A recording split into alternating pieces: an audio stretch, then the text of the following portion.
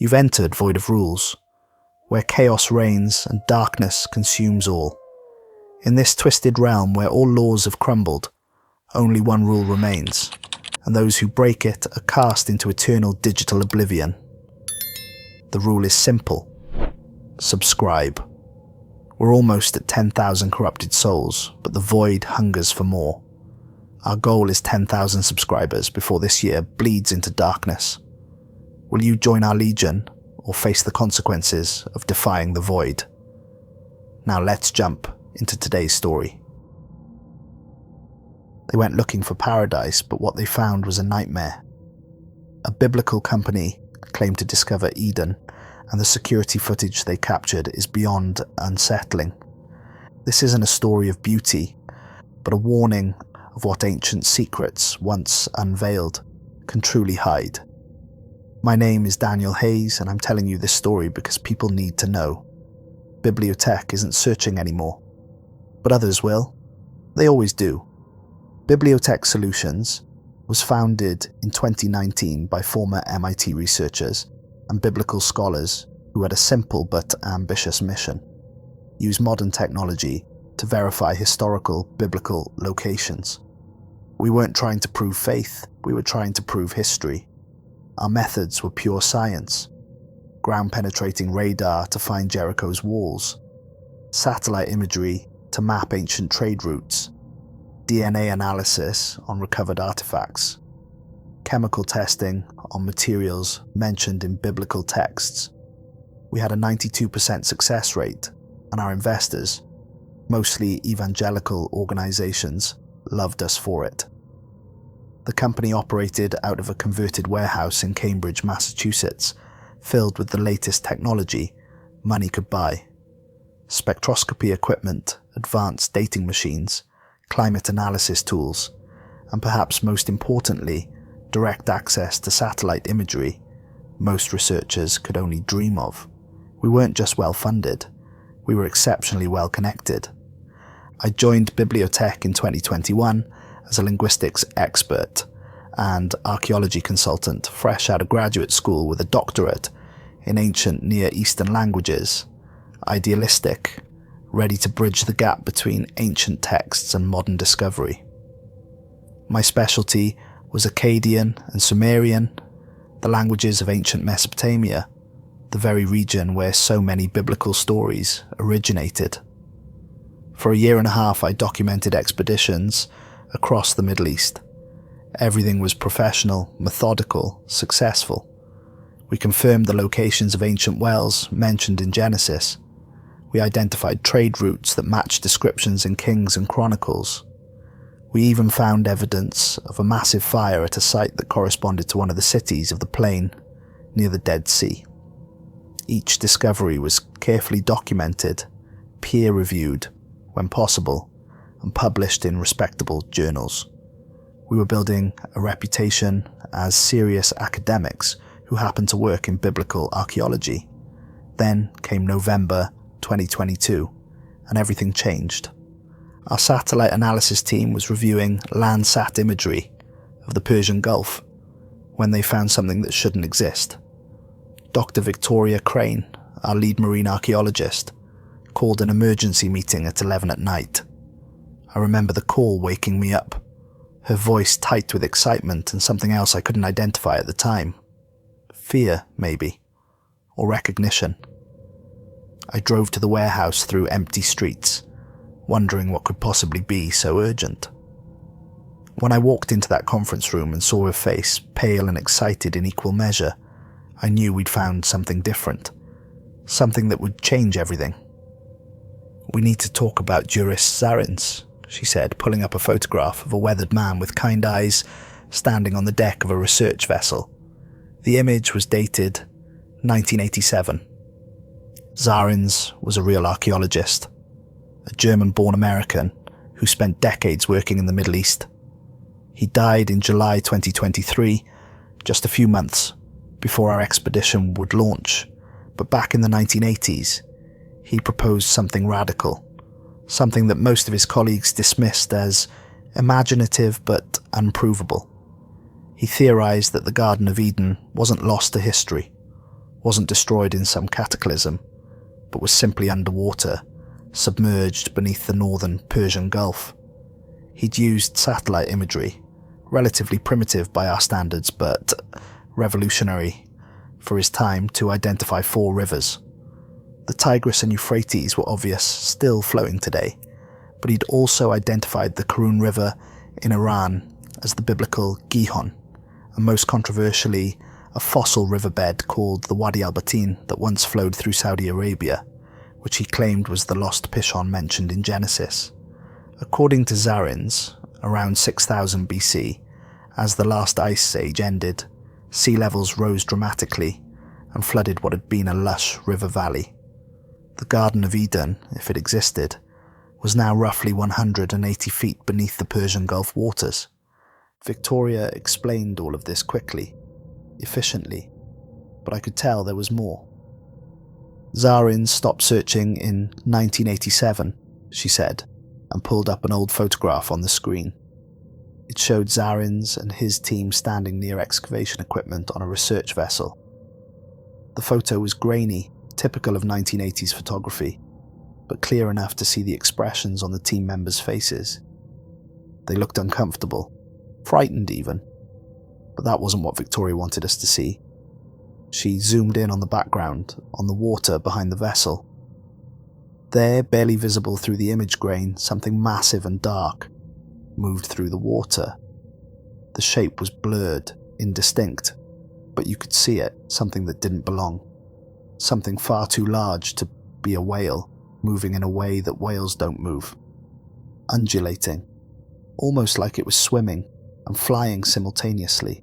This photo was never published, Victoria continued. I found it in MIT's archive collections when I was researching Zarins' work. There's no explanation attached, no mention of it in his papers, no reference in his expedition logs. He just stopped researching Eden after this trip, completely, spent the rest of his career focusing on Saudi Arabian archaeology and the search for other sites. Never went back to the Persian Gulf. Never published his Eden findings beyond a single article in Smithsonian magazine. Our director, Richard Ashford, leaned forward in his chair. He was a former investment banker who'd found religion late in life and had dedicated his considerable wealth to proving the historical accuracy of the Bible.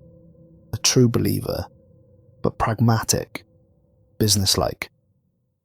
"What are you proposing, Victoria?" She took a breath. "I'm proposing we finish what Zarins started, but there's more." She pulled up another file, this one thick with photographs and scanned documents. This is about David Rohl, a British archaeologist and Egyptologist who'd spent the 1990s and early 2000s investigating a completely different location for Eden, the Tabriz Valley in northwestern Iran, near the border with Turkey and Armenia. Rohl's theory was based on a different interpretation of the Genesis text and on ancient Sumerian tablets that described a journey to a place called Eden, which he believed was a real geographical location. He'd identified 4 different rivers near Tabriz, the Araxes, which he claimed was the Gihon, the Uzun, which he said was the Pishon, and the familiar Tigris and Euphrates, which both have their headwaters in the mountains of eastern Turkey, not far from Tabriz. He traced ancient Sumerian trade routes through the region following descriptions from year-old clay tablets, and he found something remarkable. Modern villages still called Upper Nokti and Lower Nokti, the land of Nod, where, according to Genesis, Cain was exiled after killing Abel. Rohl made multiple expeditions to Tabriz, Victoria explained, clicking through photographs of a pleasant-looking valley surrounded by mountains, with a snow-capped volcano visible in the distance. Documented everything meticulously, published a book about it in 1998 called Legend, The Genesis of Civilization, made a documentary, gave lectures. Then in 2003 he stopped, completely, stopped going back to Iran, stopped talking about Eden in his lectures, moved on to other projects entirely. When asked about it in interviews, he'd deflect, change the subject, or give vague answers about political instability in Iran. making further research impossible. Our research team had actually tried to contact Rohl when Victoria first proposed this expedition. We wanted to ask him about his findings, see if he'd share unpublished data, maybe even get him to consult on our project. The conversation lasted 45 seconds. I listened to the recording later. His voice was tight, controlled, with an undercurrent of something that sounded like panic. I have nothing to say about that valley. My research stands as published. Don't go there. That's all I'll say. Good luck. Then he hung up. When we tried calling back, he didn't answer. When we sent emails, they bounced back. David Rohl had made himself unreachable. Richard Ashford stared at the photographs on the screen for a long moment. 2 different locations. He said slowly, 2 completely different theories. Both researchers stopped investigating abruptly with no clear explanation. He looked at Victoria. You think they found something? I think they found the same thing, Victoria replied. And I think it scared them enough to stop looking. Which means it's real. Richard nodded slowly, and I could see the wheels turning in his mind. The cost-benefit analysis, the potential payoff, the risks. He made his decision. We investigate both sites simultaneously. If we find evidence at both locations, we can compare them. Maybe Eden moved after the flood. Maybe there were 2 Edens, 2 different paradises in 2 different eras. Maybe the Bible combined 2 real places into one story, the way oral traditions sometimes do. We'll need 2 teams, full equipment, the best people we have. This is going to be expensive. But if we're right, if we actually find evidence of Eden, the publicity alone will be worth 10 times what we invest. We were wrong about all of it. Wrong about what we'd find, wrong about what it meant, wrong about what it would cost us. But we didn't know that yet. We were excited. We were scientists on the verge of the discovery of a lifetime. The next 2 months were a flurry of preparation. Permits had to be obtained, equipment secured, team members recruited. For the Persian Gulf expedition, we needed marine archaeologists, deep-sea diving experts, submersible operators.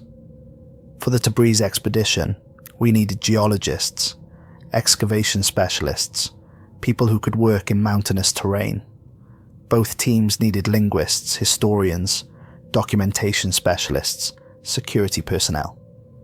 Victoria would lead the Persian Gulf team aboard a research vessel we chartered called the Genesis. Professor Nathan Cross, a geological surveyor with 20 years of field experience and a specialty in ancient Near Eastern geology, would lead the Tabriz team. His second in command would be Father William Ashford, Richard's younger brother, a Jesuit priest with doctorates in theology and ancient languages. I was assigned to the Persian Gulf team as documentation specialist and translator, responsible for cataloguing all findings, maintaining video records, and translating any inscriptions we might find. The theory was straightforward. Both teams would investigate their respective sites for 6 weeks, document everything, collect samples, and compare findings. We published the results regardless of what we found, adding to the body of knowledge about ancient Mesopotamian geography and the possible historical basis for the Eden story. We had no idea we'd last 17 days. On January 3rd, 2023, I flew from Boston to Kuwait City with half of the Persian Gulf team. The other half was already there, preparing the Genesis, a 150-foot research vessel equipped with everything we'd need for underwater exploration. ROVs, remotely operated vehicles that could dive to 500 feet. A manned submersible rated for 300 feet. Sonar mapping equipment, underwater cameras, a full laboratory for analysing samples. We weren't cutting corners. We arrived at night, and I remember standing on the dock, looking out at the dark waters of the Persian Gulf and feeling something I couldn't quite name. Anticipation, certainly, excitement, but also something else, a sense of being watched, maybe, or a sense of standing on a threshold. The Genesis reached our coordinates on January 9th, northern Persian Gulf near Kuwait, approximately 20 miles offshore. The coordinates were based on Zarins' research, satellite imagery analysis, and our own calculations about where four rivers might have converged 8,000 years ago before sea level rise. The water was unusually calm that first morning. I remember standing on deck at sunrise, watching the sun rise over water that looked too blue, too clear. The Persian Gulf isn't known for clarity. Usually the water has a greenish tint from sediment carried by the Tigris and Euphrates, but here it was crystal blue, almost Caribbean in its transparency. "Temperature's wrong," said Christina Webb, our marine biologist. She was 28, brilliant, had published 3 papers on Gulf ecosystems before joining BiblioTech. She was there staring at her instruments, with a frown that would become familiar over the next few days. Water's 3 degrees warmer than it should be at this time of year. And the salinity's off. "How off?" Victoria asked, walking over to look at the readouts. "Like there's fresh water mixing in, but there's no freshwater source for 100 miles. The Tigris and Euphrates empty into the Gulf 50 miles north of here. This doesn't make sense." We logged the anomaly and moved on. In retrospect, that was our first mistake. We should have paid attention to things that didn't make sense. We deployed our first ROV at 2 that afternoon. The remotely operated vehicle, nicknamed Scout, descended through clear water while our whole team watched on deck monitors. 6 of us crowded around the screens, watching Scout's cameras send back footage in real time. At 60 feet, the underwater vegetation began. At first, it looked normal. Standard Persian Gulf flora. Seagrass, kelp beds, typical marine plants. Scout descended further, its lights cutting through the clear water. At 120 feet, things changed. "What is that?" Christina whispered, leaning closer to the screen. The plants looked wrong. I'm not a marine biologist, but even I could see it. They moved against the current, bending towards Scout's lights like they were curious, like they were aware. The leaves were too symmetrical, too perfect, arranged in spirals that reminded me of sacred geometry. The colours were too vivid, too saturated, greens and blues and purples that didn't look natural. Christina operated Scout's manipulator arms, carefully collecting samples. The plants seemed to resist, pulling away from the arms before finally releasing pieces of themselves. "We can analyse these in the lab," she said, but her voice was uncertain. "I've never seen anything like this." At 180 feet, we found the structure. It rose from the seafloor like something out of a dream or a nightmare, depending on how you looked at it. A massive doorway, an arch carved from stone that shouldn't exist at this depth. The stone was dark, almost black, but covered in symbols that seemed to glow faintly in Scout's lights. The symbols weren't cuneiform, the wedge-shaped writing of ancient Mesopotamia that I knew well. They weren't hieroglyphics or any form of writing I recognized. They were older, more primitive, but somehow more sophisticated at the same time. Curved lines that interlocked in ways that hurt to look at. Spirals within spirals, symbols that seemed to shift when you weren't looking directly at them. "This predates known civilization," Victoria breathed. Her hand was shaking slightly as she adjusted Scout's camera angle. "Daniel, are you recording this?" I was. Every second. 4 cameras, multiple angles. Audio recording of our commentary. Everything documented. Scout moved closer to the archway, its lights illuminating intricate carvings in great detail. The arch was at least 30 feet tall and 20 feet wide, perfectly intact after what should have been 6,000 years underwater. No erosion, no coral growth, no barnacles, nothing. Just bare black stone and those symbols that seemed to writhe in the light. Then, Scout's camera, captured what lay beyond the arch, and the entire deck went silent. Vegetation. Impossible. Thriving vegetation on the seafloor, where no light should reach, where photosynthesis should be impossible. Plants swaying in water that moved wrong, too slow, too deliberate, like they were moving through something thicker than water but thinner than air. And deeper in the darkness beyond the archway, something else, something moving. Scouts' lights were powerful, rated for deep-sea exploration, but they barely penetrated the darkness beyond the arch. We could see shapes, large shapes, moving with purpose. The movement wasn't random, it was coordinated, purposeful. Patrolling, maybe. The ROV's lights reflected off something massive. Scales? Bark? I couldn't tell. The texture looked organic but wrong, like plant material and animal material, fused together into something that shouldn't exist. The thing moved past the edge of our camera's field of view, and for just a moment we caught a glimpse of what might have been an eye. Large, luminescent, green gold, with a pupil that was vertical, like a cat's butt, surrounded by what looked like petals. Then, static. Scout's video feed cut out completely. The telemetry went dead. The control station showed Scout's depth holding steady at 183 feet, but we were getting no other data. Victoria tried to re-establish connection, cycling through frequencies, rebooting systems. Nothing. Scout was gone. We spent 3 hours trying to recover the ROV, finally reeling in the tether. When the cable came up, we found it had been severed cleanly, about 50 feet from Scout. Not frayed like it had been rubbed against rock. Not torn, like it had been caught in machinery. Severed. Cut. The cable was reinforced steel wrapped in rubber. It would have taken industrial equipment to cut it that cleanly. That night, I couldn't sleep. I kept reviewing the footage, frame by frame, analysing every second before we lost contact.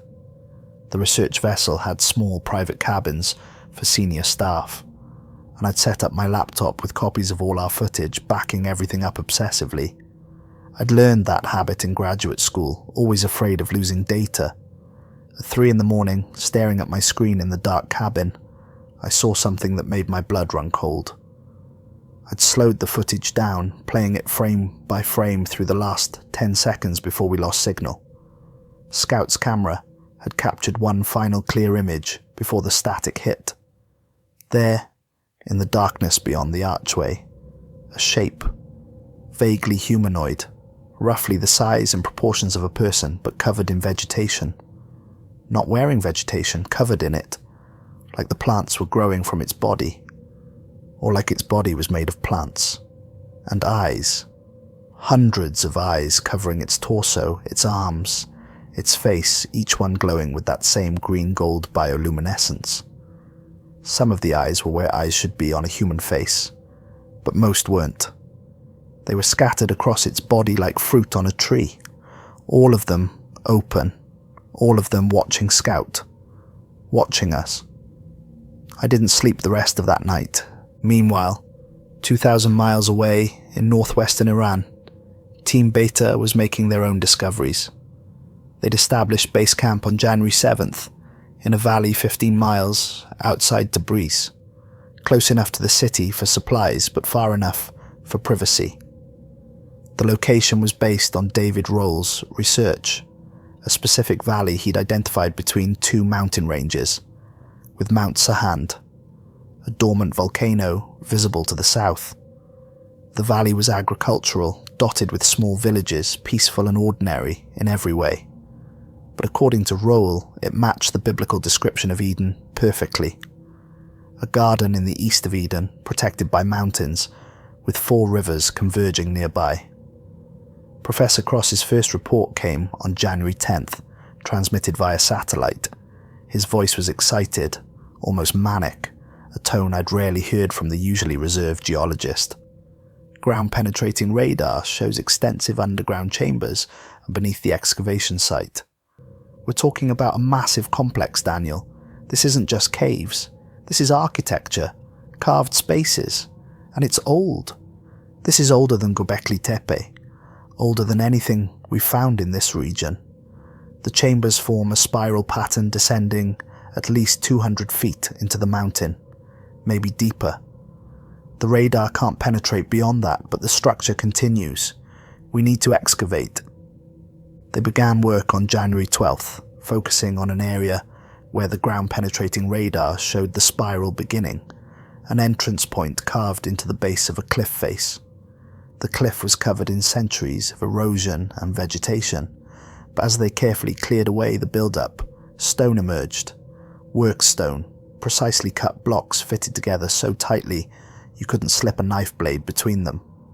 The craftsmanship was extraordinary, beyond what should have been possible for Neolithic people. By evening, they'd uncovered a stone door, roughly 8 feet tall and 6 feet wide, covered entirely in carved warnings. Father Ashford spent 3 hours photographing and documenting the inscriptions before attempting a translation. His transmission that night made Victoria pause our dinner. She played his recorded voice over the Genesis's speakers, and I heard the tremor in it. The inscriptions are in proto-cuneiform, he said, but older than any proto-cuneiform I've seen.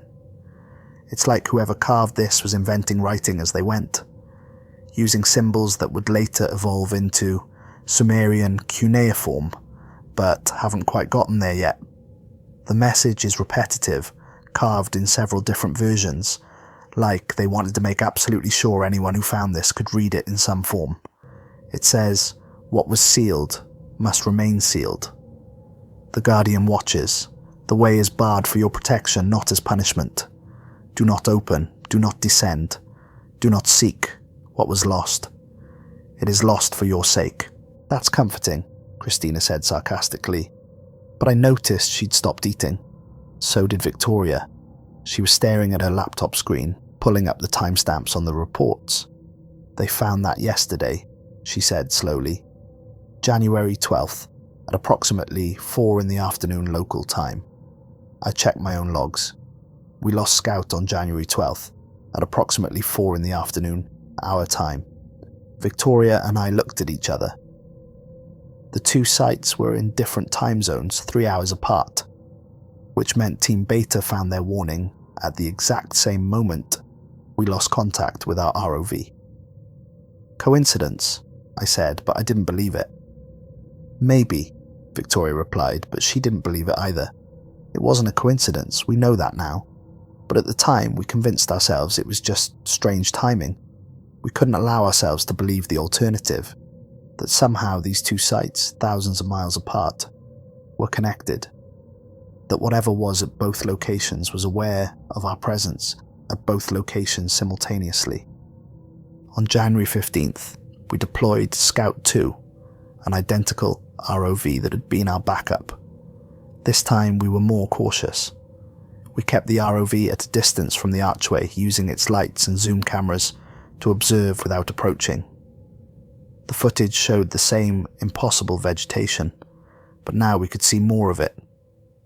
The plants seemed to have grown in the 3 days since Scout 1's dive, spreading outward from the archway, covering more of the seafloor. And there was movement everywhere, things swimming through the plants that definitely weren't fish. Too large, too deliberate, moving in formation like they were patrolling, guarding. Christina analysed the plant samples from our first ROV mission, working in the Genesis's small but well-equipped laboratory. I checked on her around 8 that evening and found her staring at a computer screen, her face pale. The samples were in sealed containers on the lab bench, and even through the glass I could see they were still alive, still moving slightly, though they'd been severed from their parent plants for 3 days. Her hands were shaking when she showed me the results. "These cells, Daniel, they're photosynthesizing without sunlight. The cell structure doesn't match anything in our databases. It's like they're plants, but also not plants. The DNA sequencing keeps returning errors, not because the equipment is malfunctioning, but because the DNA itself is wrong. It has structures we don't see in normal terrestrial plants, extra base pairs, sequences that shouldn't be possible. And look at this. She pulled up a time-lapse video she'd been recording of the samples under a microscope. Even severed, even in sealed containers, the plant cells were slowly, impossibly reorganizing themselves, growing, trying to reconnect. The equipment malfunction, I suggested weakly. I've run it 6 times on 3 different machines, Christina said. I've used 3 different sample sets. The results are consistent. These plants aren't from here, Daniel, or they're from here from a long time ago, before plants evolved into what we know now, before the genetic code standardized. These are ancient, or impossible, or both. She looked at me with wide eyes. What did we find down there? That night, January 15th, at 3:47 in the morning, 3 things happened simultaneously, and that's when I knew we were in serious trouble. First, our GPS system started malfunctioning. Not just one device, all of them. Every GPS unit on the ship, from the navigation systems to the handheld devices, began showing different coordinates. Some said we were in the Persian Gulf, where we knew we were. Others placed us in the Red Sea. One insisted we were in the Mediterranean. Another claimed we were in the middle of the Sahara Desert. The ship's captain, a grizzled Kuwaiti man named Omar, who'd spent 40 years on these waters, checked and rechecked his instruments. "This is impossible," he kept saying. "GPS satellites don't fail like this. Not all at once, not in contradictory ways. It's like something is jamming the signal, but not blocking it, changing it." Omar looked scared, and that frightened me more than the malfunctioning equipment. Men like Omar don't scare easily.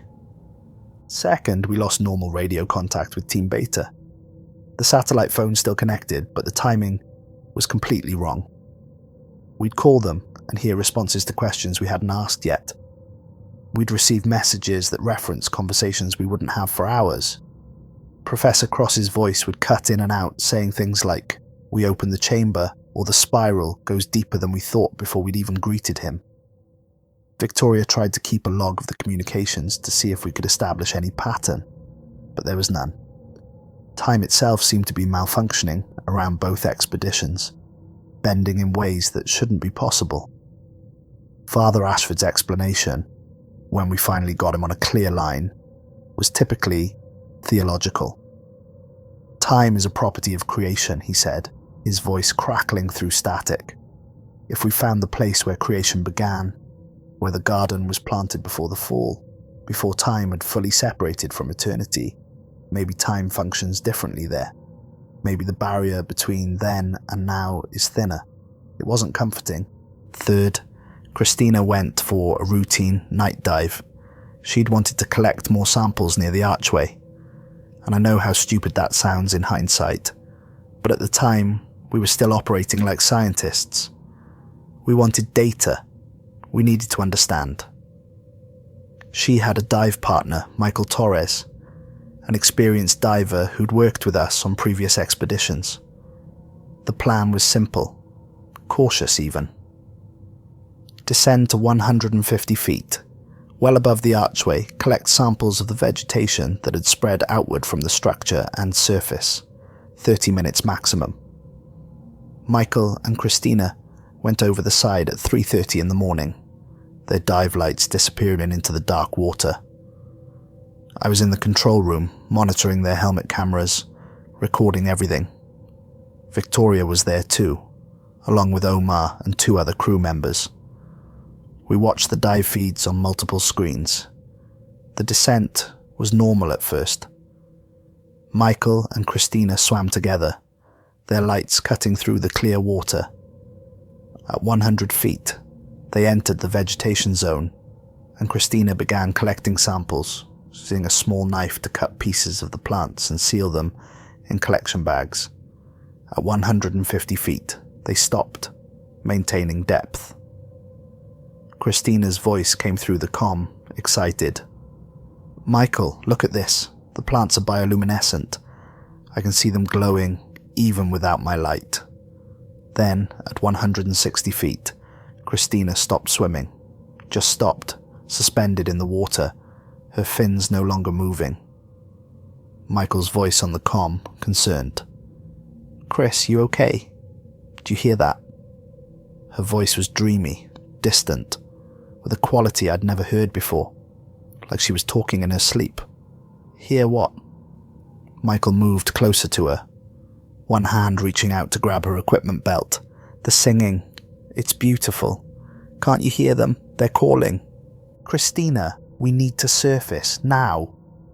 Michael's voice was sharp, commanding, but Christina wasn't responding to commands anymore. She was moving again, but not towards the surface. She was swimming down, toward the archway, with smooth, powerful strokes. Michael grabbed for her, caught her ankle, but she kicked free with strength that surprised him. The footage shows her reaching the arch, pausing for just a moment to look at the carvings.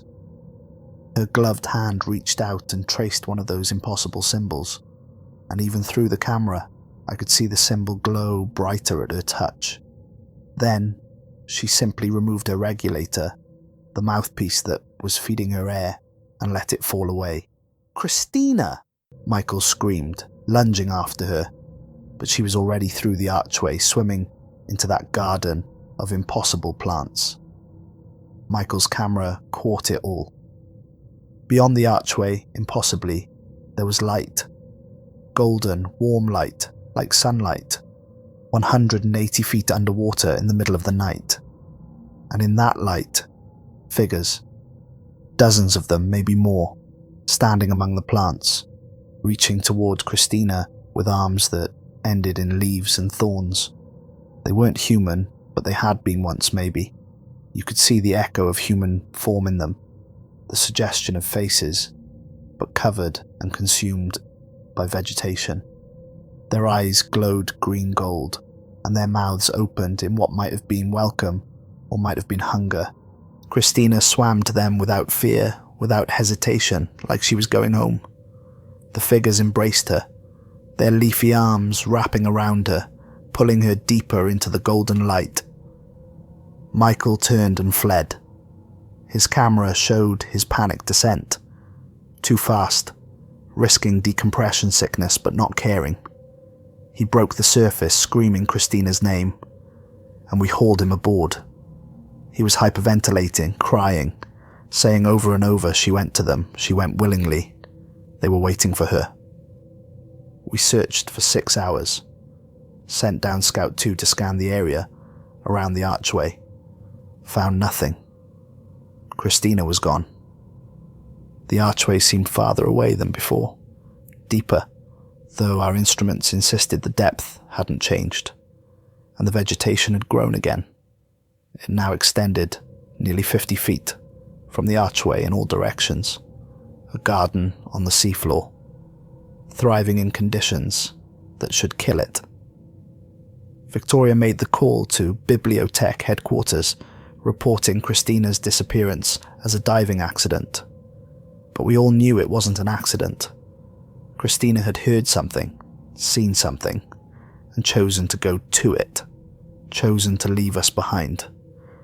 The same day, the exact same hour, accounting for time zones, Team Beta lost their first person. Leo Ashworth was a researcher specializing in ancient metallurgy, brought on the expedition to analyze any metal artifacts they might find. He was 35, married, had a daughter back home. According to the security footage that Professor Cross transmitted to us later, Leo walked out of his tent at dawn on January 21st. He wasn't dressed for a walk, was still in his sleeping clothes, but his eyes were wide open, and he was smiling. Not his normal smile, according to the others. Something wider, more open, almost ecstatic. He walked directly toward the partially excavated chamber entrance, ignoring 2 team members who called his name. They followed him, confused, concerned. "Leo, where are you going? Leo, stop." But he didn't stop. He walked straight to the stone door, which they'd managed to partially open the day before, revealing a dark passage descending into the mountain. Leo walked through the opening without hesitation, without a flashlight, disappearing into the darkness. The 2 team members reached the door seconds behind him, but by the time they got there, the stone door was closing. Not falling, not swinging, closing smoothly and deliberately, like it was being operated by some mechanism. They tried to stop it, threw themselves against it, but the door shut with a sound like thunder. Final, complete. They tried to open it, used crowbars, a portable winch, everything they had. The door wouldn't budge. Father Ashford tried reading prayers over it, tried commanding it to open in several ancient languages. Nothing. The door was sealed and Leo was inside. For 3 hours they could hear him screaming. The stone was thick, but sound carried. Leo's voice echoed out from cracks around the doorframe, begging to be let out, screaming that it was dark, that he was sorry, that he'd made a mistake. Please, God, please, I have a daughter, please. The team tried everything, even considered using explosives, but Father Ashford stopped them. If we collapse the tunnel, we'll kill him for certain. We need to find another way. But there was no other way. After 3 hours, Leo stopped screaming. The silence was worse. They kept trying to open the door all day, all night. At dawn on January 22nd, 24 hours after Leo disappeared, the door opened on its own. Smoothly, silently, just swung open to reveal the dark passage beyond. Professor Cross went in with 3 others, all wearing headlamps, all roped together for safety. The passage descended in a spiral carved precisely into the living rock. The walls were covered in carvings, the same style as the warnings on the door, but different content. These carvings told a story. Father Ashford photographed every inch of it, and his later translation would chill me to my core.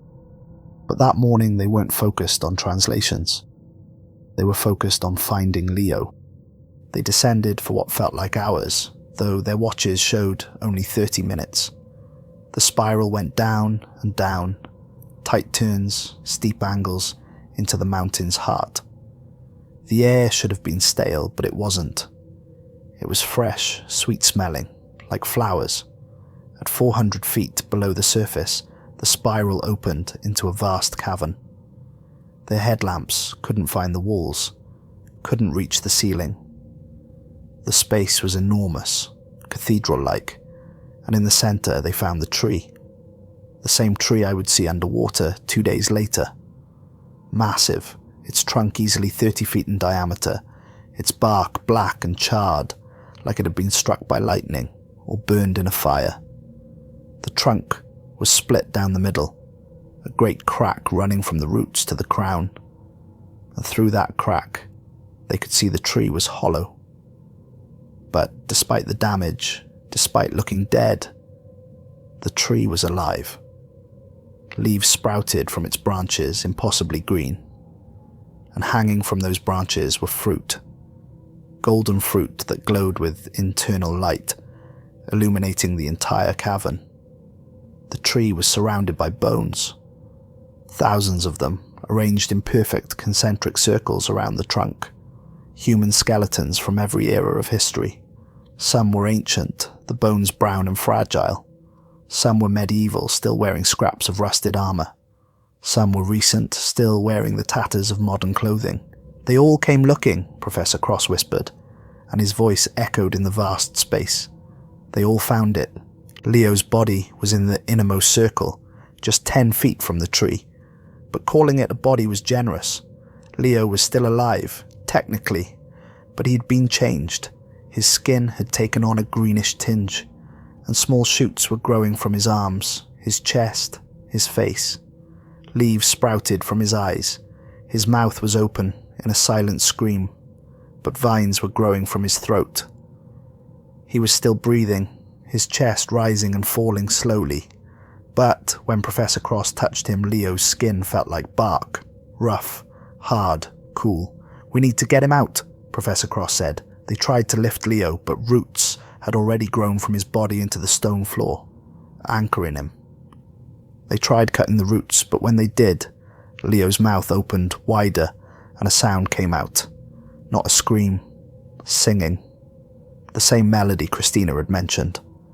Wordless, beautiful, terrible. They left him there. They had no choice. The cavern was starting to feel wrong. The air too sweet, too heavy. The golden fruit seemed to pulse with light, and all four men felt the same pull. An invitation. A calling. They ran for the spiral exit, not looking back, afraid that if they looked, they'd stay. They'd want to stay. They made it out, and the stone door sealed behind them again. They didn't try to reopen it. They set up equipment to monitor the chamber, audio and video recorders positioned at the sealed entrance, but no one went back inside. The recordings from that night would haunt me. For 6 hours after the team left the cavern, the audio equipment recorded Leo screaming. Not words anymore, just raw terror and anguish. Then, slowly, the screaming changed. Became singing.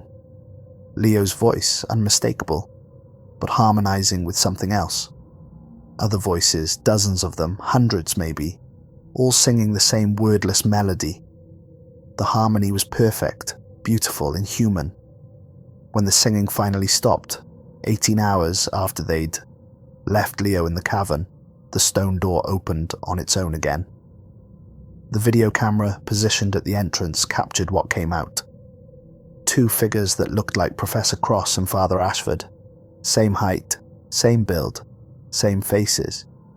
They were even wearing the same clothes the real Professor Cross and Father Ashford were wearing. But they weren't Cross and Ashford. They moved wrong. Joints bending in directions joints shouldn't bend.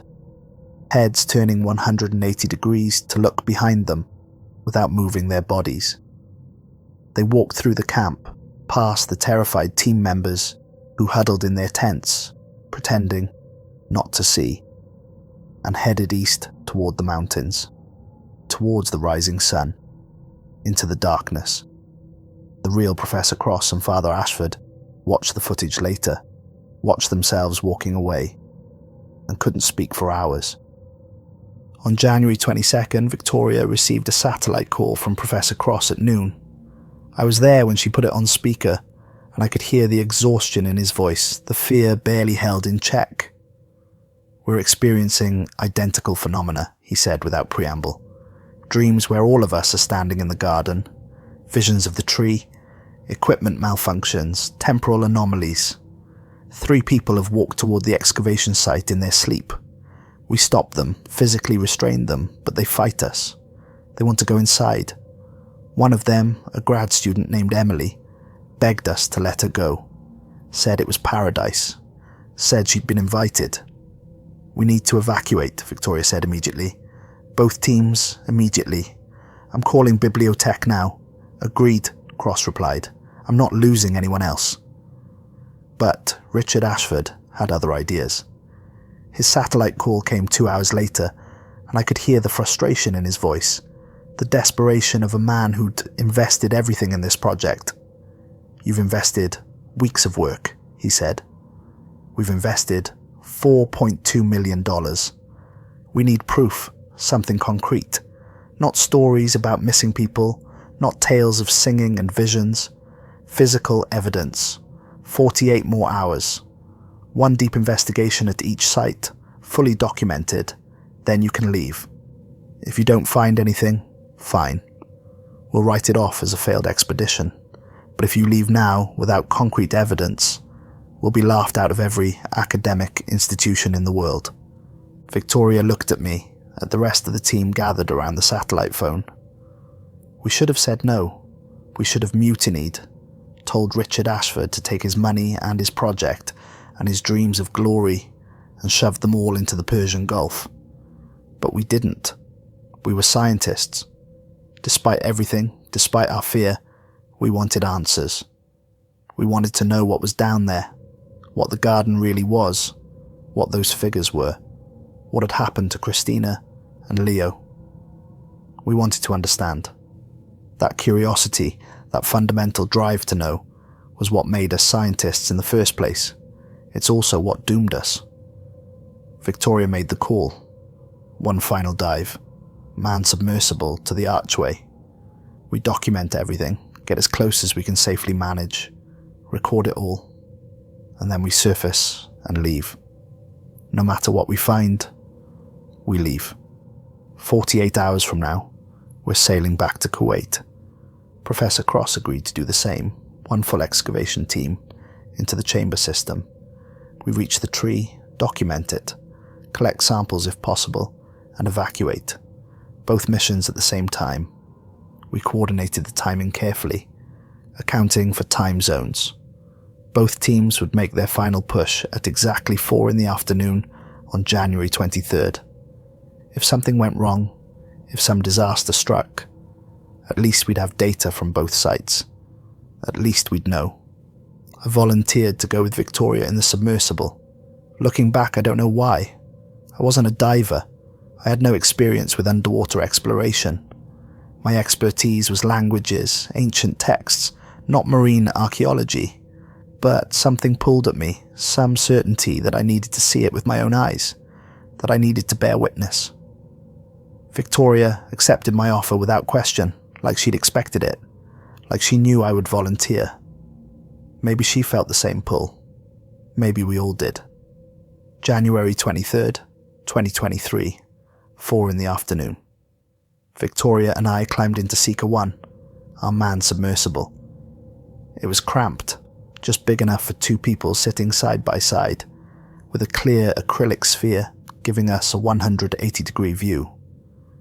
We had helmet cameras recording our faces and commentary, external cameras recording the view outside, enough battery for 4 hours, oxygen for 6, communications with the surface, emergency ballast blow if we needed to ascend quickly. We'd reviewed the safety procedures 3 times. Everyone was being very careful, very professional, like if we followed the procedures, if we did everything right, nothing bad could happen. The crane lowered us into the water at 3:58 p.m. We were 2 minutes early, but no one wanted to wait. As the water closed over the acrylic sphere, I felt a moment of absolute terror, a certainty that I was making a terrible mistake. Then we were descending, and it was too late to change my mind. The descent felt wrong from the start. Water temperature increasing, Victoria reported at 50 feet, reading off her instruments.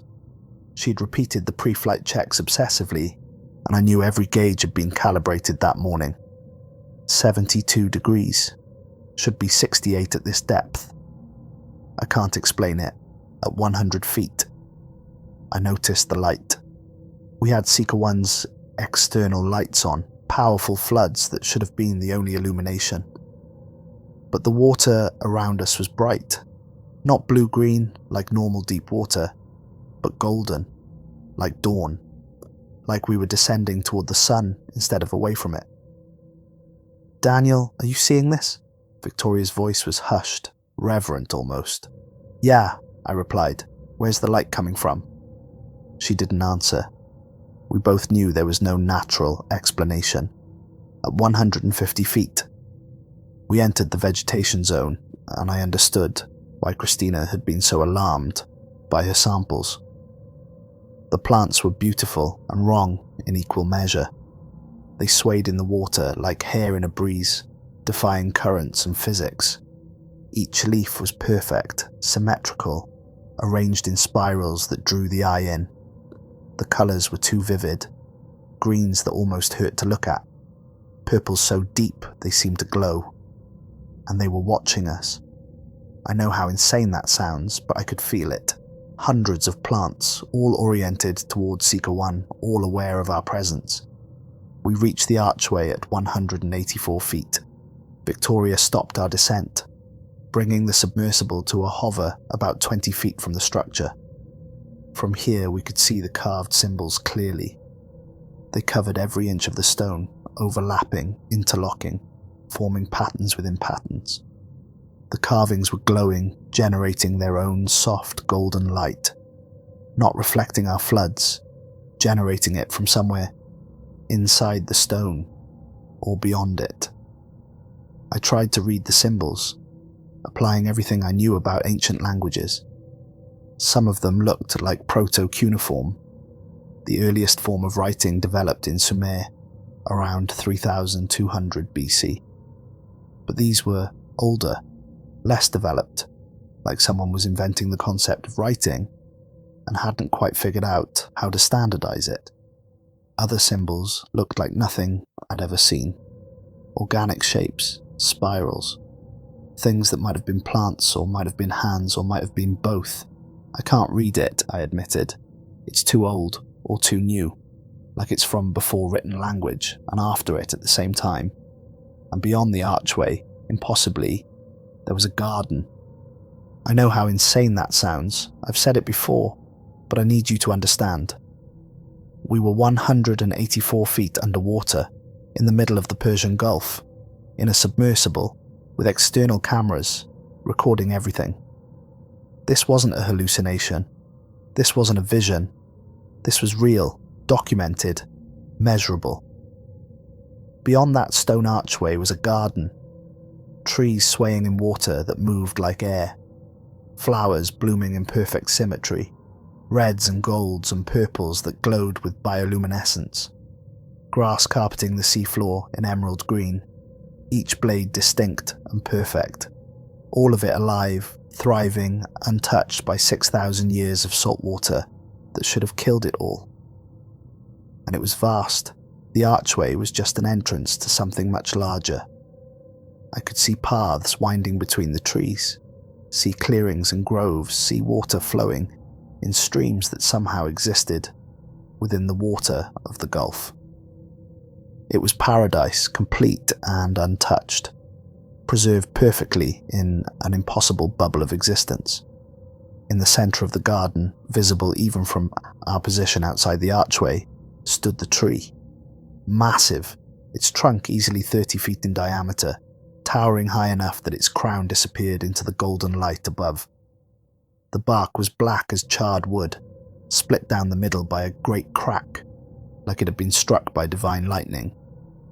But, despite looking dead, despite the damage, the tree was alive. Impossibly, defiantly alive. Leaves sprouted from its branches, so green they seemed to contain all the green that had ever existed. And hanging from those branches were fruit. Golden fruit that glowed like small suns, illuminating the entire garden with warm, radiant light. "Oh my God," Victoria whispered. "Daniel, we found it. We actually found it. The Garden of Eden, the Tree of Knowledge. It's real. It's all real."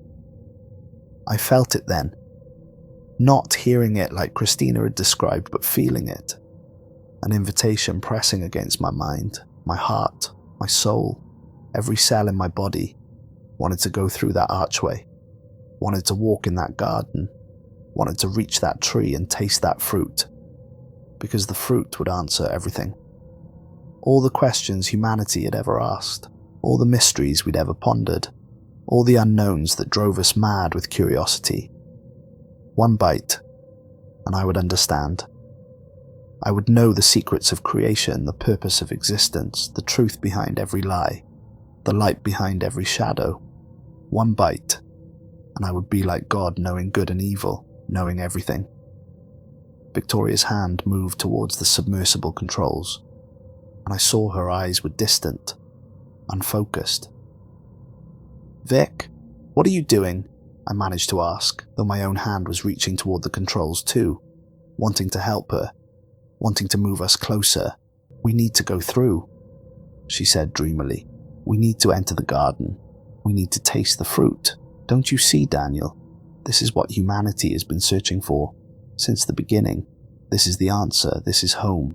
"No," I said, and forced my hand to stop reaching. "Vic, we need to surface, now." But she wasn't listening.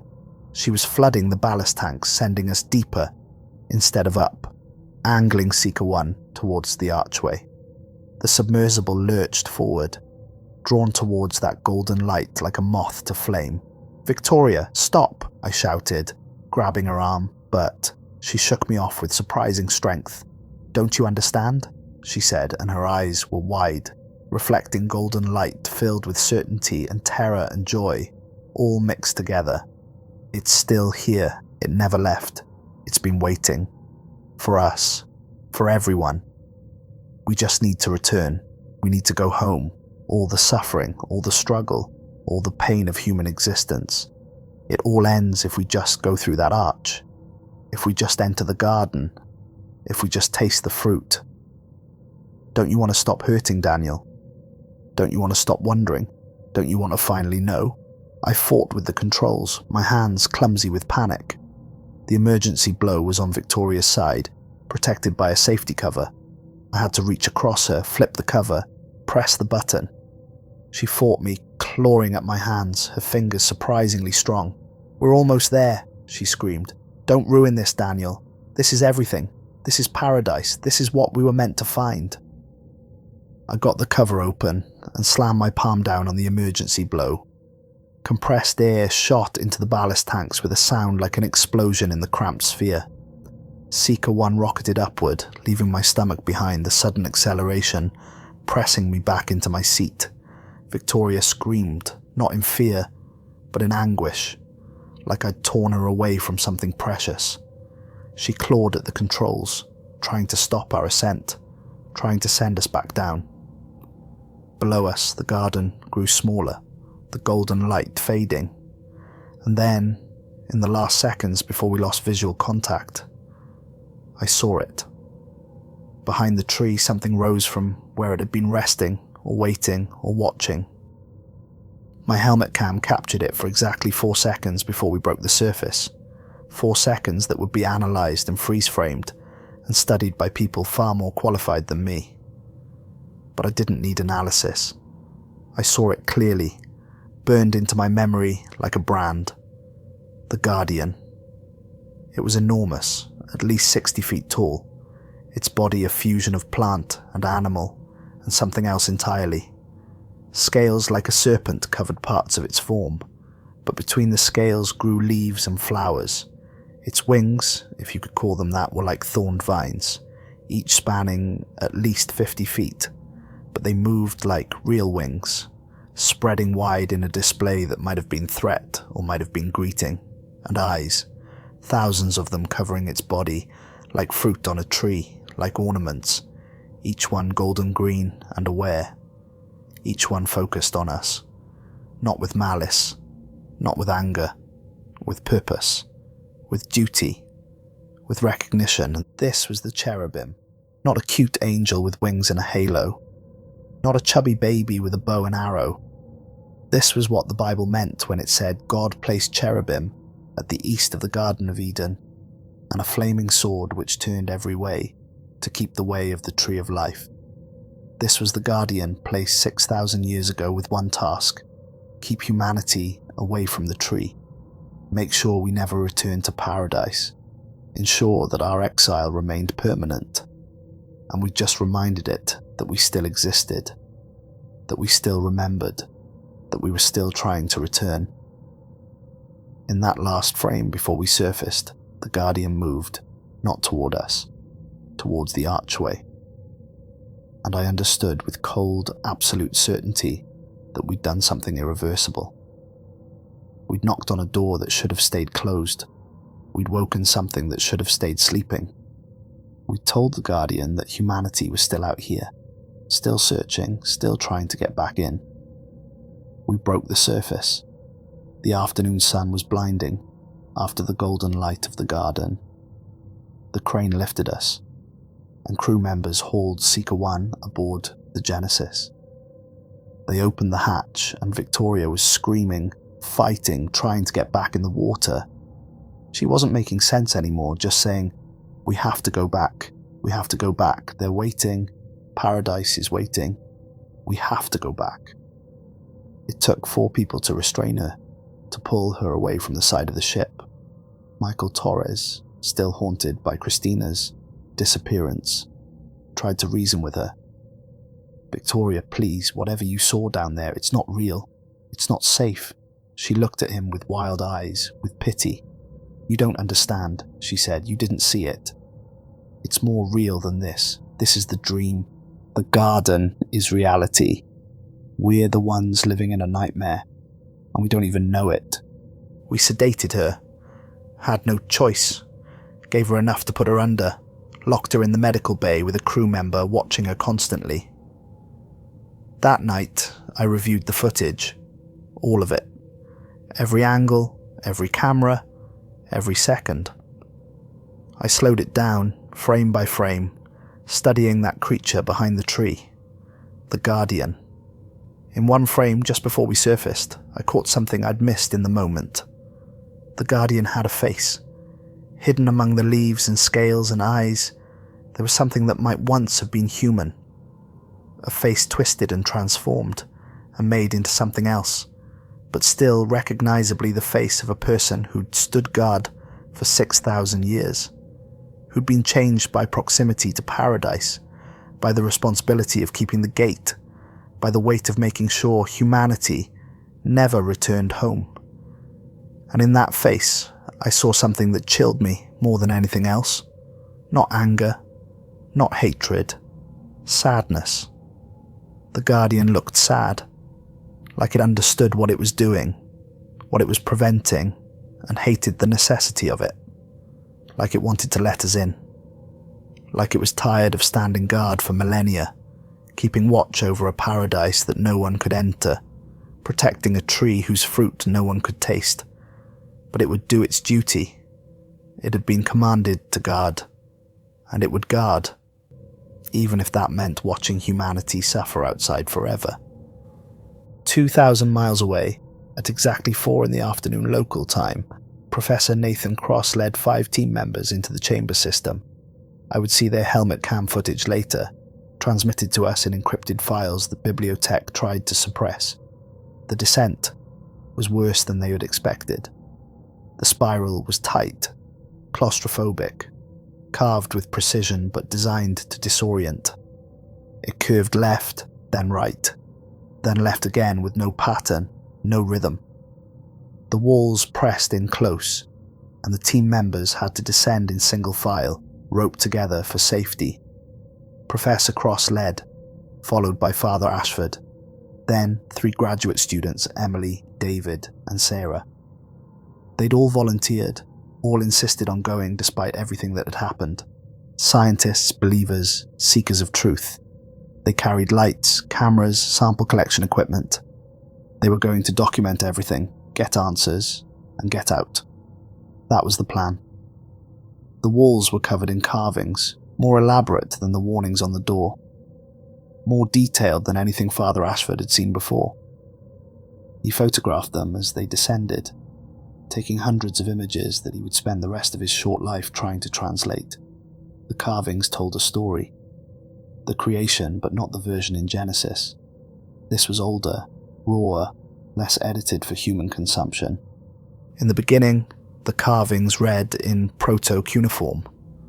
There was the garden, not the earth, not the heavens, just the garden, eternal and complete. And in the garden were the watchers, the first children, the beings of light and leaf and scale, who tended the trees and sang the songs of creation. They were happy in the garden. They were complete. But the Creator looked at them and saw they were alone, that they had no one unlike themselves to teach, to guide, to love. So the Creator made something new, made humanity, made creatures of clay and breath, of earth and water, placed them in the garden to live alongside the Watchers. But humanity was flawed, purposefully flawed.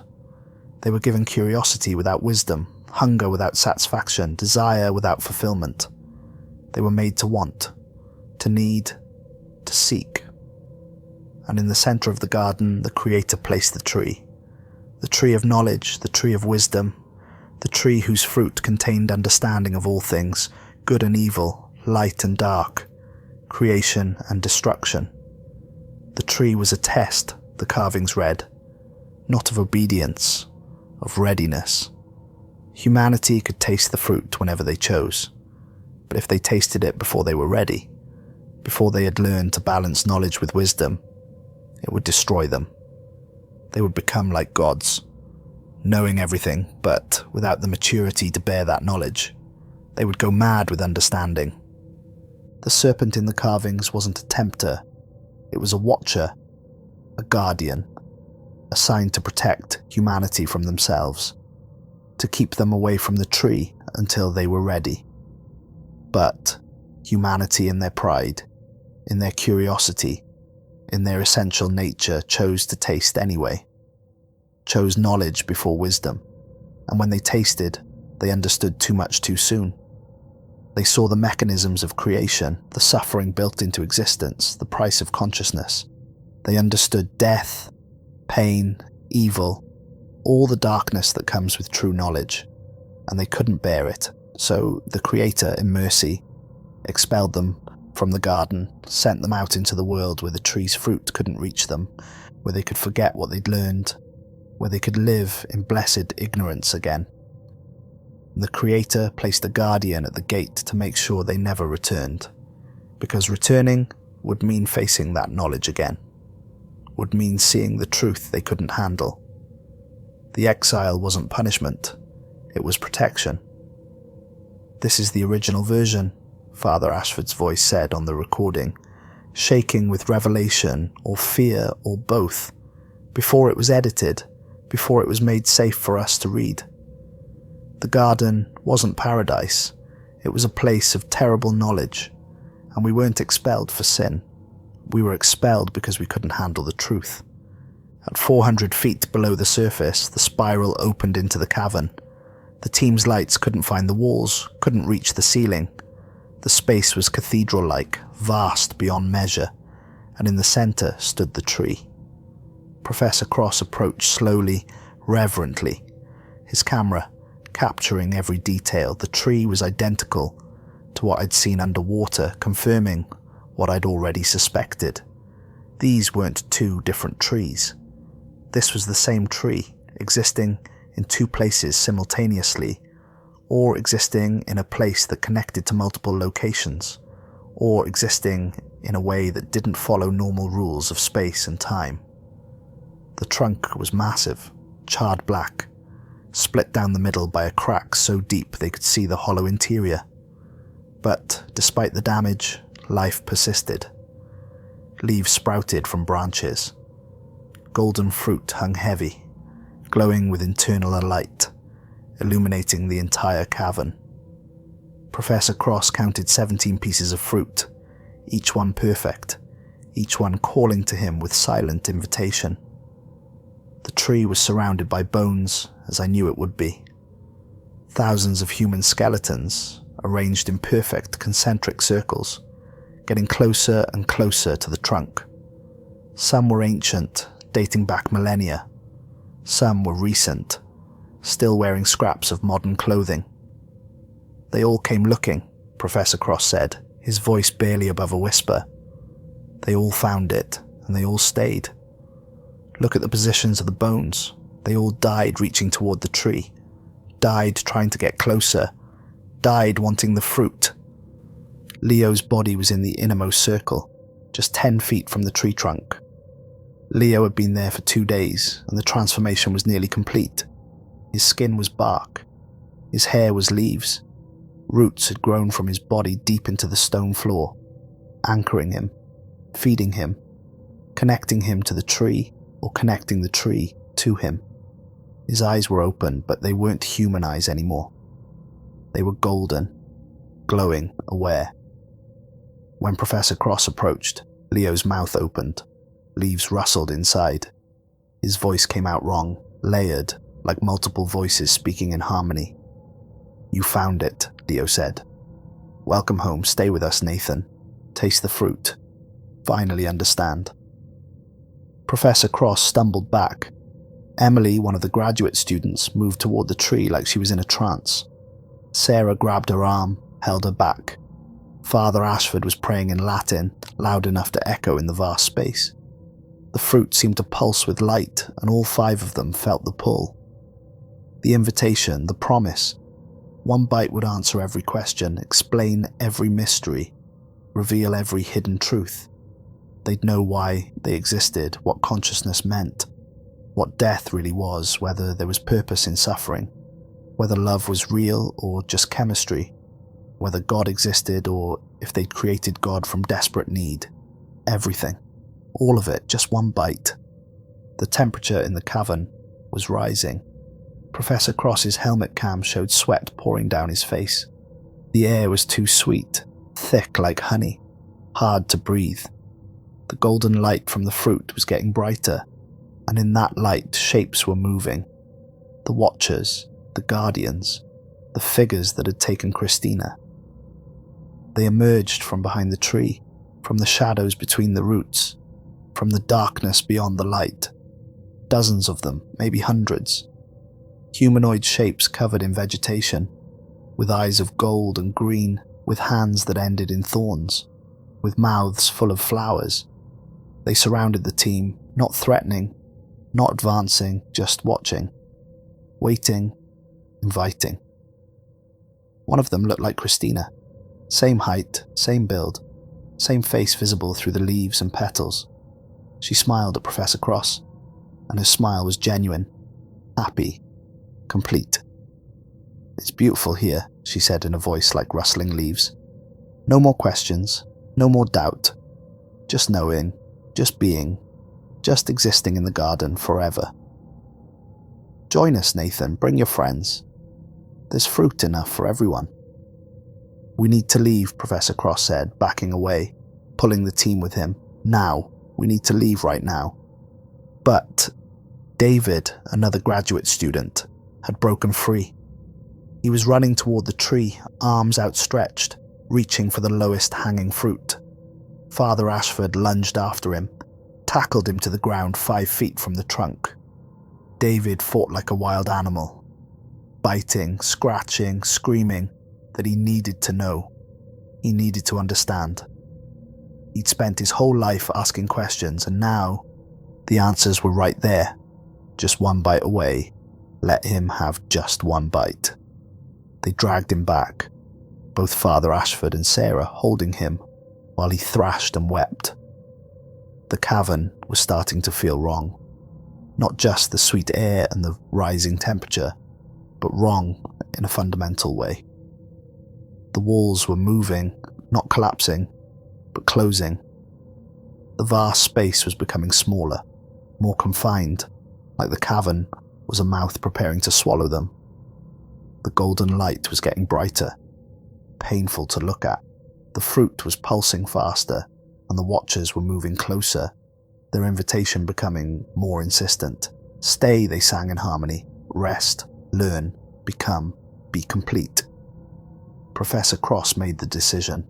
"Run," he said. "Run now."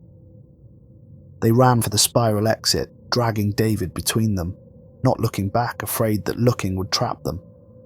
The Watchers didn't follow, but their singing did, echoing off stone walls, following the team up the spiral, beautiful and terrible and impossible to ignore. "It's not too late," the voices sang. "You can still return. You will return. Everyone returns eventually. The garden is patient.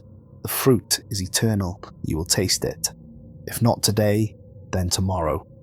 If not tomorrow, then in 10 years, or 100, or 1,000. All paths lead back to the garden. All seekers find the tree. It's only a matter of time." They reached the surface at 6:47 p.m., 2 hours and 47 minutes after entering the chamber. All 5 of them made it out, shaking, weeping, changed. The stone door sealed behind them with a sound like finality, and this time they didn't try to open it. They packed their equipment that night, working in frantic silence, desperate to leave before something else happened. But at 11:23 p.m, the security cameras captured something that made them stop packing. The stone door opened again, smoothly, silently, like it had been waiting for this moment. 2 figures walked out. They looked exactly like Professor Nathan Cross and Father William Ashford. Same height, same build, same faces, even wearing identical clothing. But the real Professor Cross and Father Ashford were in the camp, watching the security footage in real time, watching themselves walk out of the chamber they'd fled hours ago.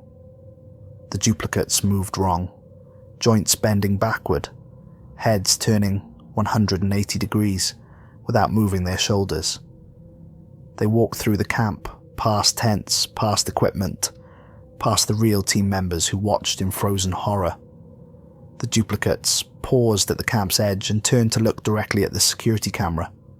They smiled, wide empty smiles, and waved. Then they walked away, heading east toward Mount Sahand, toward the rising sun into the darkness. No one slept that night. At dawn on January 24th, both teams began evacuation procedures. The Genesis pulled anchor and headed for Kuwait, leaving the Persian Gulf site behind. Victoria was still sedated, still locked in the medical bay, still murmuring in her sleep about paradise and fruit and returning home. Michael Torres refused to talk, just sat on deck staring at the water, watching for shapes moving beneath the surface. The rest of us tried to process what we'd seen, tried to make sense of the impossible. We couldn't. Team Beta broke camp and drove to Tabriz, then on to Tehran, taking 3 vehicles and driving in shifts for 18 hours straight. No one wanted to stay near that valley another night. Professor Cross reported later that during the drive they passed through a village that hadn't been there on their way in. A small place, maybe 20 buildings, sitting in a valley that their maps showed as empty. The villagers were working in gardens, even though it was January and nothing should be growing. But the gardens were lush, full of golden flowers and trees heavy with fruit. The villagers waved as they passed, friendly, welcoming, inviting them to stop. But Professor Cross kept driving, and when he checked his rearview mirror, the village was gone. Just empty valley, snow-covered and barren. By January 28th, 2023, both teams were back in the United States. We arrived separately, Team Alpha landing in Boston, Team Beta in New York.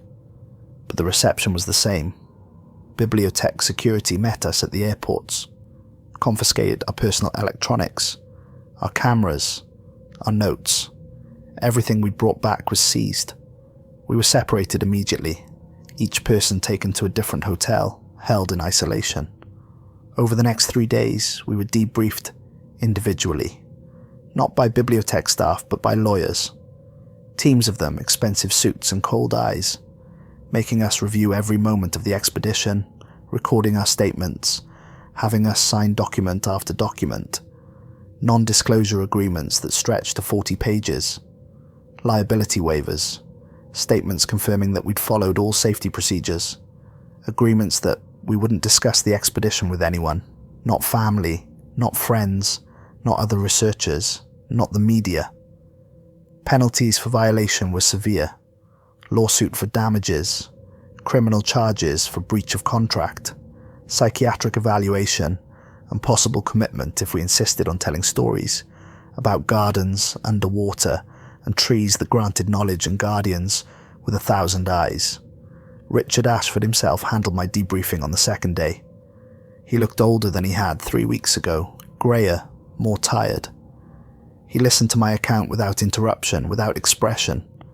When I finished, he was quiet for a long time. "Do you believe it was real?" he finally asked. "What you saw down there?" "I don't know what else it could have been," I replied. "We have footage, multiple cameras, multiple angles. Victoria saw it. I saw it. Our instruments recorded it. Real isn't the question. The question is what it means." Richard nodded slowly. "You need to forget what you saw, Daniel, for your own sake, for the sake of everyone involved. What you found, it can't be published. It can't be discussed. It can't be allowed to spread." "Why?" I asked. "Because if people knew the Garden of Eden was real, if they knew it was accessible, they'd try to reach it. Thousands of them. Millions. They'd dive into the Persian Gulf or travel to Iran, searching, trying to enter the garden, trying to taste the fruit. They'd die trying. Or worse, they'd succeed. And we can't allow that." The official BiblioTech press release was issued February 3rd, 2023. Brief, dismissive, carefully worded. Archaeological expeditions in the Persian Gulf and Iranian regions concluded without significant findings. BiblioTech Solutions is suspending field operations to focus on data analysis and internal review. No mention of missing team members. No mention of what we'd found. No acknowledgement that anything unusual had happened at all. But I can tell you what happened to us, what became of the people who went looking for paradise and found something else. Victoria Crane was committed to Shepherd Pratt Hospital, a psychiatric facility in Maryland, within a week of our return. I visited her once in early February. They put her in a private room, windows that didn't open, door that locked from the outside. She'd sat at a desk covered in drawings, hundreds of them, all depicting the same scene. The garden, the tree, the golden fruit. Every drawing was perfect, photorealistic in detail, drawn by someone who'd seen it with her own eyes and couldn't forget. The walls of her room were covered with them, taped up in overlapping layers. When she saw me, her eyes focused for just a moment, recognition flickering. "Daniel," she whispered, "did you come to take me back?" "Back where, Vic?" "To the garden. They keep telling me it wasn't real, that I imagined it, that it was nitrogen, narcosis, or hallucination, or trauma. But you were there, you saw it, it was real, wasn't it?" "Tell me it was real. It was real," I said quietly, and saw relief flood her face. "But we can't go back, they won't let us." She smiled then, sad and knowing. "They're calling, Daniel. Even here, even through the walls and the medication and the locked doors, I can hear them. The watchers, Christina, the garden itself, they're singing. They want us to come home." She grabbed my hand, her grip surprisingly strong. "You can hear them too, can't you? You just won't admit it yet. But you will. Eventually everyone hears the calling. Everyone returns." I left after 20 minutes. The nurse told me Victoria rarely spoke to anyone else, just sat drawing her gardens and humming that wordless melody, the song of the Watchers. She died there on November 1st, 2024. Heart failure, the official cause. She was 34 years old, healthy, no history of cardiac issues. But when they found her, she was smiling, and clutched in her hand was a single golden petal that shouldn't have existed, that the hospital staff couldn't identify, that dissolved into dust before anyone could properly examine it. Her last words, according to the night nurse, were "they're almost home." Christina Webb was officially declared lost at sea. Her family held a memorial service in April 2023. Empty casket, flag draped, full military honours, because her father was retired Navy. I attended, stood in the back, listened to people who hadn't known her talk about her love of the ocean and her dedication to science. Her mother approached me afterward, eyes red from crying. "You were there," she said, "when she disappeared. What happened?" I wanted to tell her. Wanted to explain that Christina hadn't drowned, hadn't died, had chosen to swim into golden light and join something beautiful and terrible. But the NDAs, the threats, the weight of legal action kept me silent. "I'm sorry," I said instead. "It happened so fast. We did everything we could." Her mother nodded, unsatisfied but accepting. "Did she suffer?" "No," I said, and that at least was true. At the end, Christina had looked happy, certain, complete. She didn't suffer. Leo Ashworth was never found. Iranian authorities claimed they had no record of him entering the country. No visa, no border crossing, nothing. His wife, Helen, kept searching, kept posting on social media, kept hiring private investigators. I saw her last post in July 2024. A photo of Leo smiling, holding their daughter, with text that read, "It's been 18 months. We're not giving up. If you've seen this man, please contact us." But no one had seen him. No one would. Leo was in the cavern, roots growing through his body, becoming part of the tree or the tree becoming part of him. Neither alive nor dead, but transformed, existing in a state between states, aware and unaware, Leo and not Leo. Professor Nathan Cross and Father William Ashford were officially reported as dying in a cave-in during the Tabriz excavation. BiblioTech worked with Iranian officials to create a story, a narrative of tragic accident. The cave system had been unstable, seismic activity, a collapse that sealed the chamber with both men inside. Bodies recovered, cremated according to their faiths. Ashes returned to their families.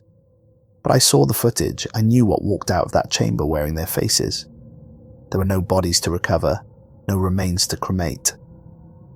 Richard Ashford retired from BiblioTech in June 2023, citing the grief of losing his brother. The company quietly dissolved over the summer. Assets sold, research archived, employees scattered to other institutions. But I wonder if Richard retired because of grief, or because of something else, because maybe his brother, the duplicate, visited him. Maybe he looked into those eyes and saw they weren't quite human anymore, and understood what he'd unleashed. Of Team Beta's survivors, 3 have vanished. Emily disappeared in March 2024, walked out of her apartment in Chicago one evening, and never came back. Security footage shows her leaving the building, heading east, smiling. David vanished in May 2024, drove his car to a state park in Pennsylvania, and abandoned it. They found it 3 days later, keys in the ignition, his phone on the dashboard, his wallet and ID on the driver's seat. David himself was never found. Sarah lasted longer, made it until August 2024. She was working at a university in California, teaching, trying to rebuild her career. She sent me an email the day before she disappeared. Subject line: I hear them singing. Body text: it never stops, Daniel. The calling: every night I dream of the garden, and every morning it gets harder to wake up. I think I'm going to stop fighting it. I think I'm going to go where I belong. If you're reading this, I'm already gone. Don't look for me. I'm finally going home. They found her car parked at the beach, passenger door open, footprints leading into the water. They searched for a week, found nothing. Sarah had walked into the Pacific Ocean and kept walking, following some call only she could hear, joining Christina and Leo and everyone else who'd seen the garden and couldn't forget it. I'm the only one left who will speak publicly.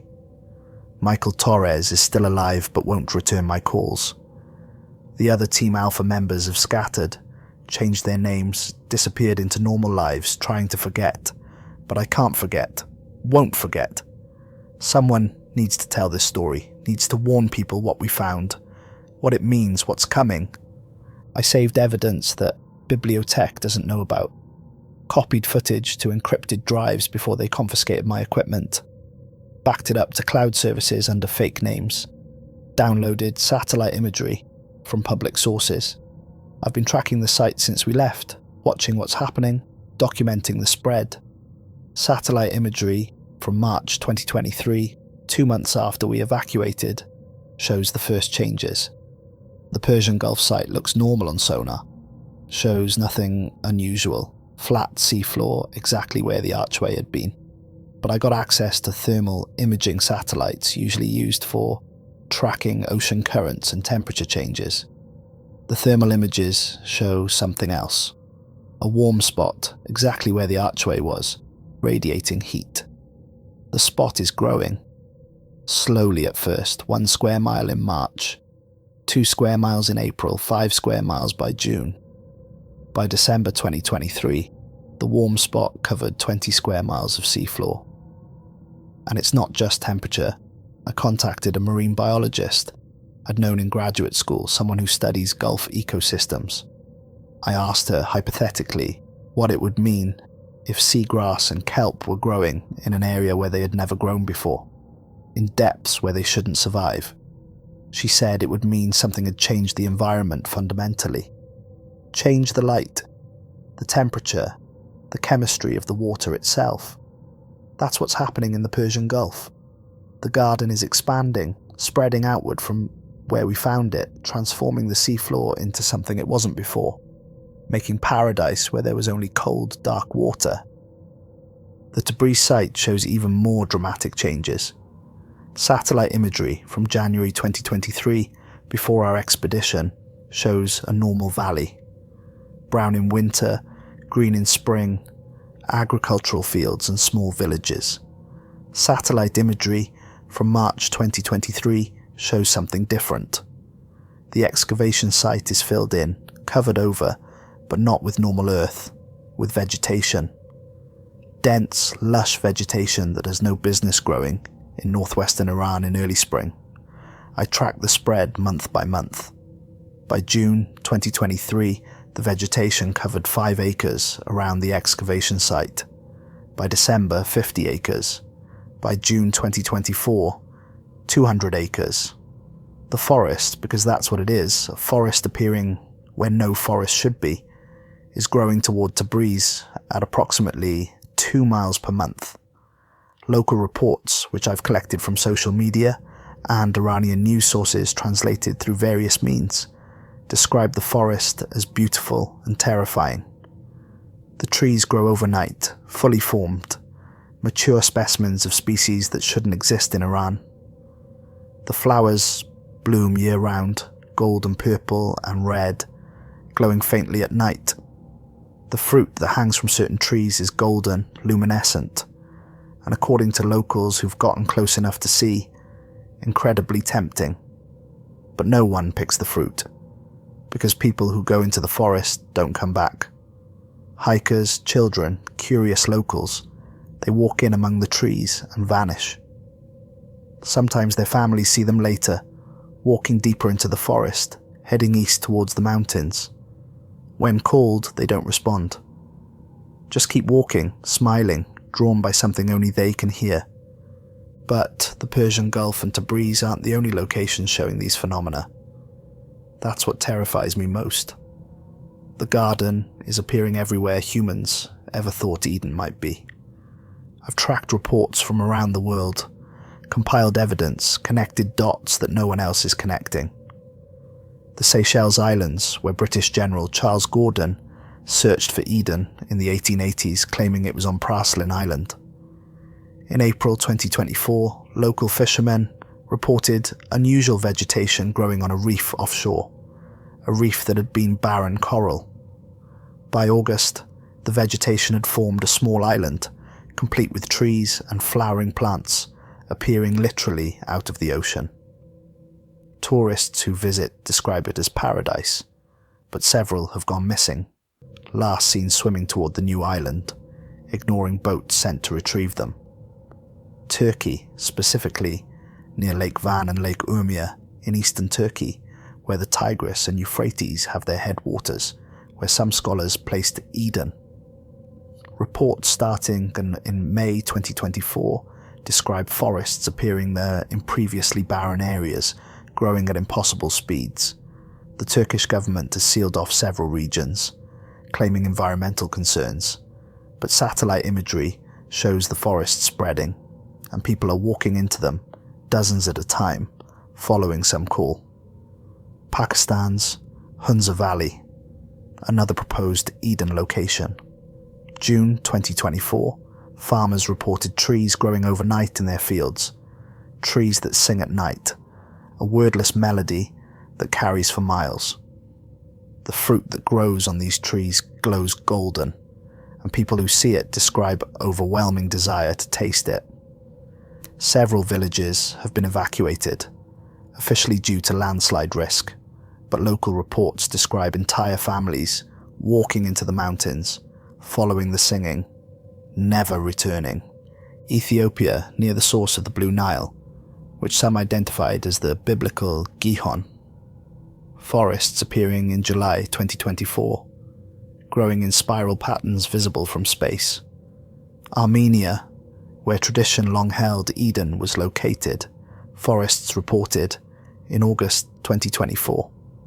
Even Jackson County, Missouri, where Joseph Smith claimed Eden had been, reports in September 2024 of unusual vegetation in forest preserves, trees growing too fast, flowers blooming out of season. Every place that anyone ever theorized Eden might be, they're all coming alive, all transforming, all becoming garden, and it's accelerating. The spread is getting faster, the transformation's more dramatic. In October 2024, the Persian Gulf warm spot covered 100 square miles.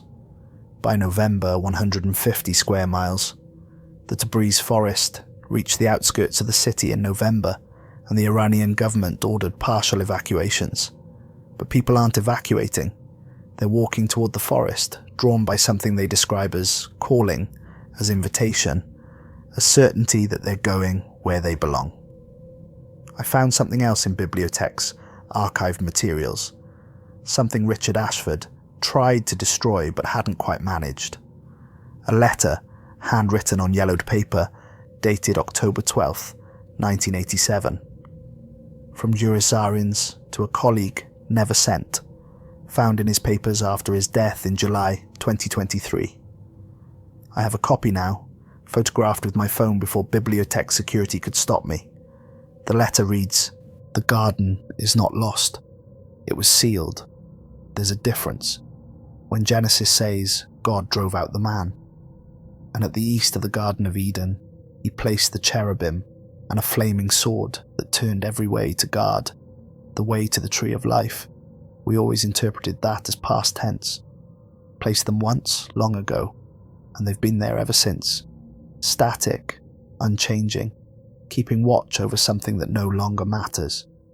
But I don't think that's right. I think the sealing was active, ongoing, a barrier maintained through conscious effort, divine or otherwise.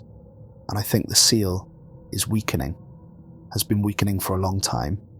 Every expedition makes it worse. Every time we look, every time we get close, every time we find evidence and document it and publish it and draw attention to those locations, we stress the seal. We remind whatever is sealed inside that we're still out here, that humanity is still outside the garden, still trying to return. And attention matters. Belief matters. Searching matters. The more we look, the weaker the barrier becomes. I found something in the Persian Gulf. A structure, an archway covered in symbols that I couldn't read but that I knew were warning me away. I documented it. I photographed it. I was going to publish, was going to tell the world that I'd found evidence of Eden's location. But then I saw what came through the archway, what rose from the depths to investigate my intrusion. And I understood that publishing would be a mistake, that drawing attention would weaken the seal further, that bringing thousands of searchers to this location would stress the barrier past breaking. So I stopped. I abandoned my research, turned my attention to other sites, never published my Eden findings beyond that single article that made vague suggestions without giving specific coordinates. I'm writing this letter to warn whoever finds it. Stop looking, stop searching. The garden is not meant to be found. Not because it doesn't exist, but because it does. And the barrier keeping it sealed, keeping it separate from our world, depends on it being forgotten. Every search strengthens its pull.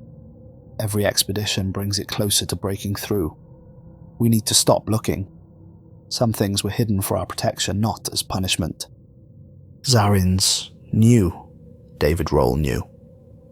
They stopped searching because they understood what we didn't, what Richard Ashford realized too late.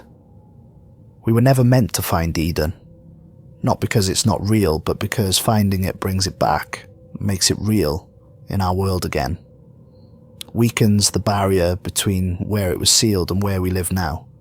Every expedition, every search, every documentary and book and theory, they all contribute to breaking the seal, to letting paradise return. And paradise isn't what we think it is. Paradise is terrible knowledge. Paradise is understanding things we can't handle. Paradise is the tree whose fruit drove our ancestors mad with awareness, whose gifts we couldn't bear. Paradise is the place we were expelled from for our own protection, and the guardian placed at its gate isn't there to punish us. It's there to save us, to keep us from returning to knowledge we can't survive. But the seal is breaking now. We broke it. Victoria and I, Professor Cross and his team, BiblioTech's expeditions, they were the final stress, the last push needed to crack the barrier wide open. And now the garden is coming back, spreading, growing, reclaiming territory it lost 6,000 years ago when it was sealed away, calling humanity home. BiblioTech officially shut down in August 2023, but the damage was done. The expeditions had happened, the seal had cracked, the garden was spreading. Richard Ashford knew it, which is why he retired, why he dissolved the company, why he tried to suppress all evidence of what we'd found. But it was too late. You can't unseal something once it's been opened. You can't make people forget once they've seen. The knowledge is out there now, spreading like the gardens themselves, drawing searchers, calling believers, inviting the curious. I've heard rumours of new expeditions being planned, private collectors funding underwater exploration in the Persian Gulf, Christian fundamentalist groups organising trips to Iran, despite political tensions, desperate to find the garden and prove their faith. Even military operations, various governments, interested in what we found, what it means, whether it can be contained or controlled or weaponized. Everyone wants to find Eden. Everyone wants to taste the fruit. Everyone wants the knowledge, the understanding, the answers to every question they've ever asked. They don't understand what they're seeking. They think paradise is peace, rest, eternal happiness. They don't understand that paradise is terrible, that the fruit grants knowledge our minds weren't built to contain. That understanding everything means understanding the mechanisms of suffering, the purpose of death, the emptiness beneath meaning. That seeing clearly means seeing the truth, and the truth is harder than ignorance. I'm telling this story as a warning. If you see news reports about expeditions to the Persian Gulf, if you hear about organisations searching for Eden in Iran or Turkey or the Seychelles or anywhere else, don't follow it. Don't investigate. Don't support it. Don't let curiosity draw you in. The garden is real. It exists. It's spreading.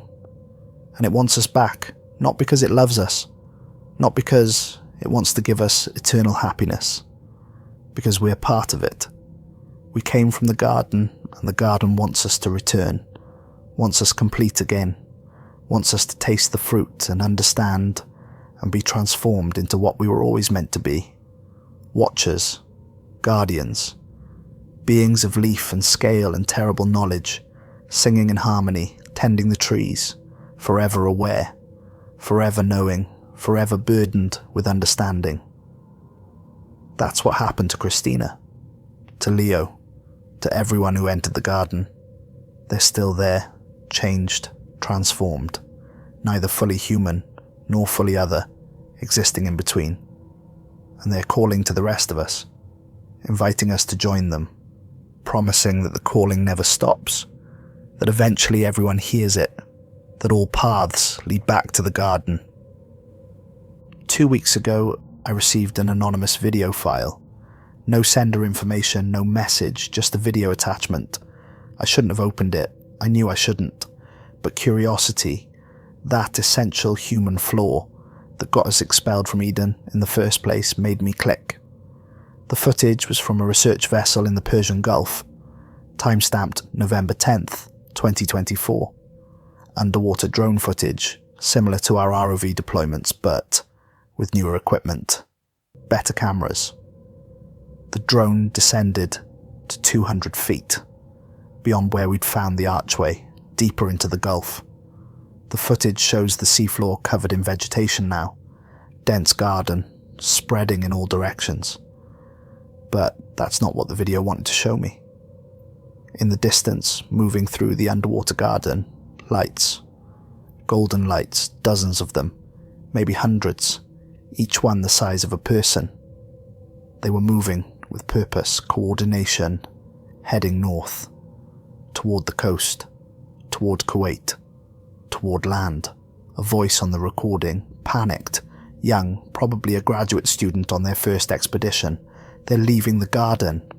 Oh God, they're moving toward the shore, they're coming up. Then the video cut to static. I checked satellite imagery immediately. Thermal imaging of the Persian Gulf from November 10th shows temperature anomalies all along the Kuwaiti coast. Warm spots in shallow water, hundreds of them, each one person-sized, moving towards shore. By November 15th, the warm spots were gone from the water, but appeared on land, scattered across Kuwait City and surrounding areas. I found social media reports from Kuwait, posts that have since been deleted, but that I captured. Reports of gardens appearing overnight in city parks, trees growing through concrete in the financial district, flowers blooming in November in patterns that look like spirals from above, and people walking toward these gardens, drawn by something they describe as singing, as calling, as the certainty that they're going where they belong. The Kuwaiti government is calling it mass hysteria, shared delusion brought on by stress. But I know better. The watchers are leaving the garden. They're coming to find us, to invite us personally, to bring us home whether we want to go or not. Because the seal is fully broken now. The barrier is gone. Paradise and earth are overlapping again, bleeding into each other, becoming one place as they were in the beginning, before humanity was expelled. Yesterday, November 16th, 2024, I received a package at my apartment. No return address, just my name on the label in handwriting I didn't recognize. Inside was a single fruit, golden, glowing softly, warm to the touch, and a note in handwriting I did recognize. Victoria's handwriting, precise and careful, unchanged despite everything she'd been through.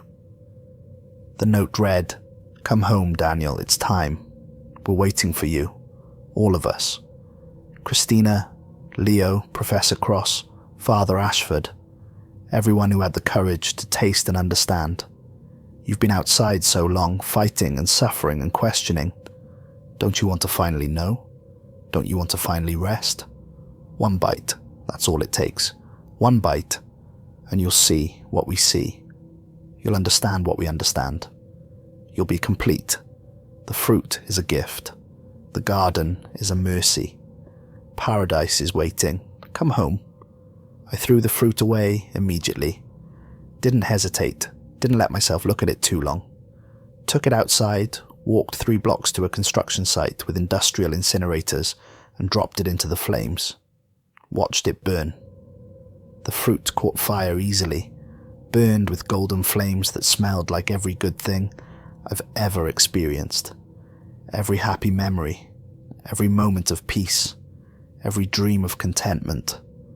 The smoke was sweet, intoxicating, and I had to step back before I breathed too much of it. But when I returned to my apartment, the smell lingered.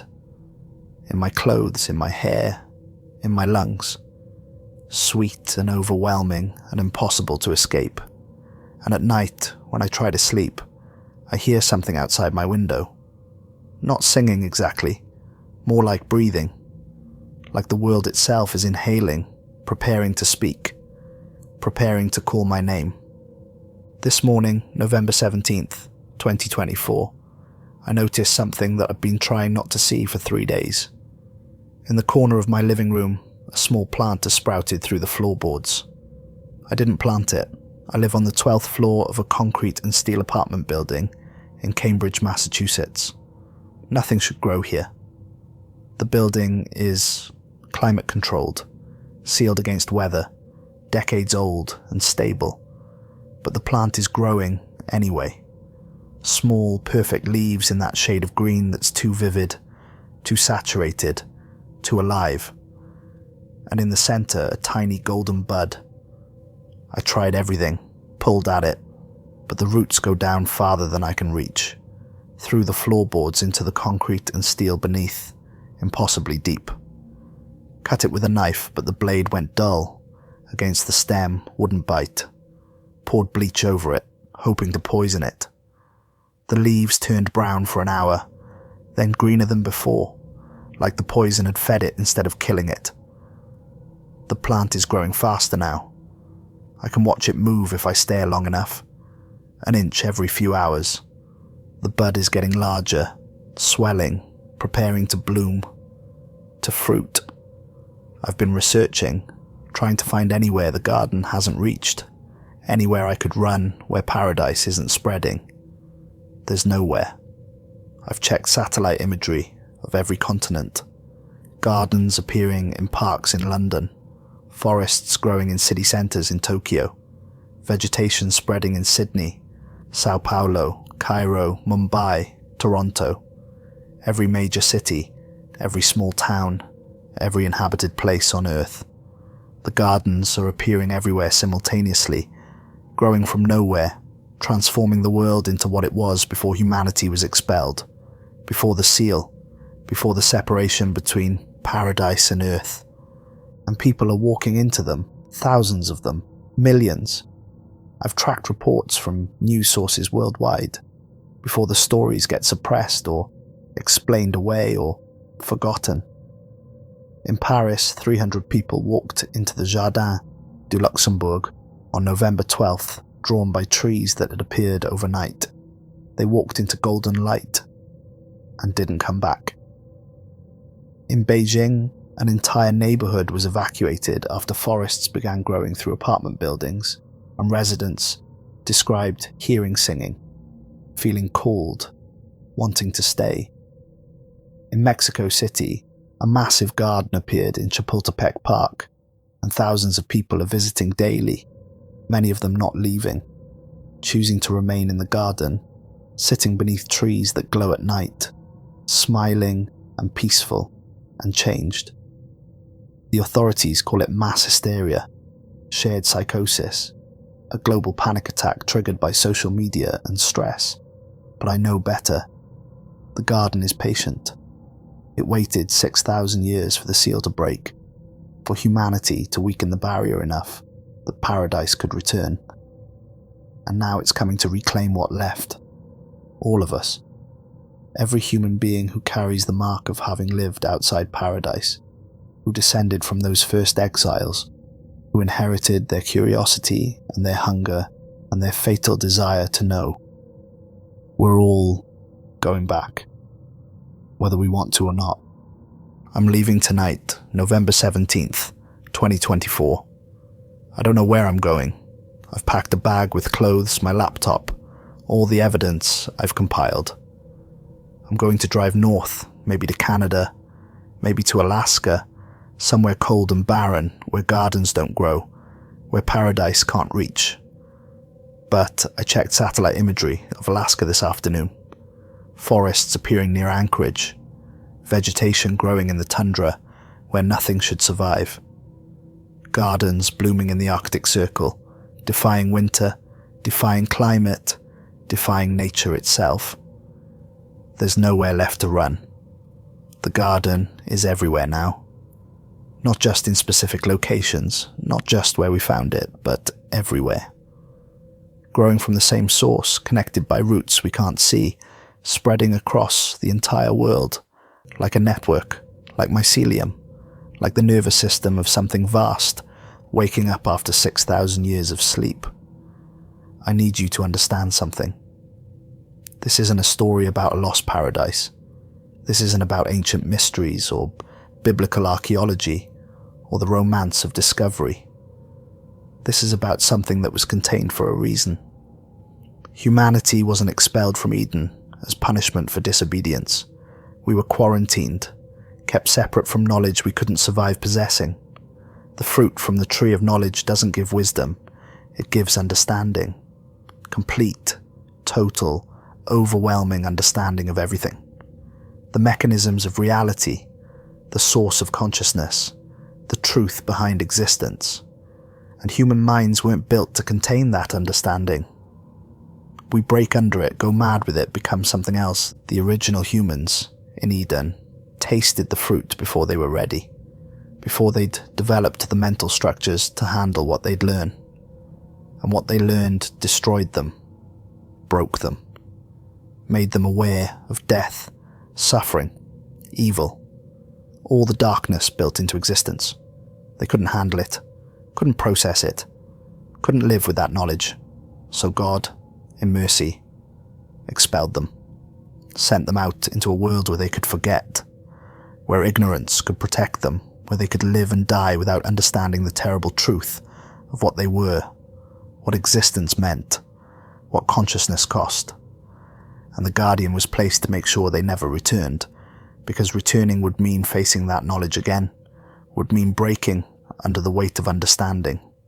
The exile wasn't punishment, it was protection. But we've broken the seal now, weakened it through searching, through attention, through our fundamental human inability to leave mysteries alone. And now the garden is coming to give us what we always wanted. Complete knowledge, total understanding, the answer to every question we've ever asked. It's going to destroy us. Not violently, not with anger, but by giving us exactly what we thought we wanted. By making us understand things we're not equipped to understand. By transforming us into beings that can contain that knowledge. Beings that are no longer human, beings of leaf and scale and terrible awareness. That's what happened to Christina, to Leo, to everyone who entered the garden. They got their answers, and the answers changed them into something that could survive knowing them. The plant in my apartment just bloomed. I was typing this, trying to finish this warning, and I heard a soft rustling sound. The bud opened like time-lapse footage, petals unfurling in seconds, revealing a perfect golden flower. And from the center of the flower, fruit is already forming. Growing as I watch, swelling to the size of a marble, then a plum, then an apple. Golden, glowing, beautiful beyond anything I've seen. Except for that tree underwater, that tree in the cavern, that tree that exists in all places simultaneously, the tree of knowledge whose fruit promises understanding. The smell is indescribable now, overwhelming. Every good thing I've ever known. Every moment of joy, every second of peace, every dream of happiness concentrated into a scent. My mouth is watering. My hands are shaking.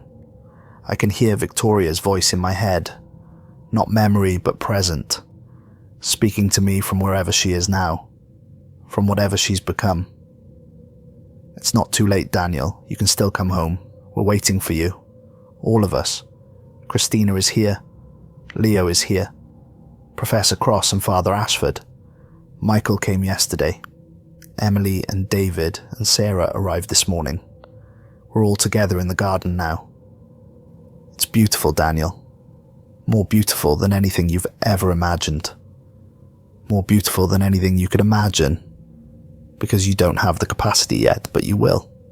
Once you taste, once you understand, once you join us. You're so tired, Daniel. You've been tired for so long, working and struggling and questioning and never finding answers that satisfy. Always hungry for more knowledge, more understanding, more truth. That's what makes you human. That's what made all of us human. That hunger, that curiosity, that fatal need to know. But you don't have to be hungry anymore. You don't have to question. You don't have to search. All the answers are here. In the garden, in the fruit. One bite. That's all it takes. One bite and you'll understand everything. Why you exist, what consciousness means, what death really is, where we came from, where we're going, the purpose of suffering, the source of love, the truth behind every lie. The light behind every shadow, the answer behind every question. You just have to stop fighting, stop running, let it happen. I'm looking outside now. It's 4 in the morning, November 18th, 2024. but the street is full of people. Hundreds of them, maybe thousands, all walking in the same direction. East, towards the Charles River, toward the gardens that appeared along the riverbank 3 days ago.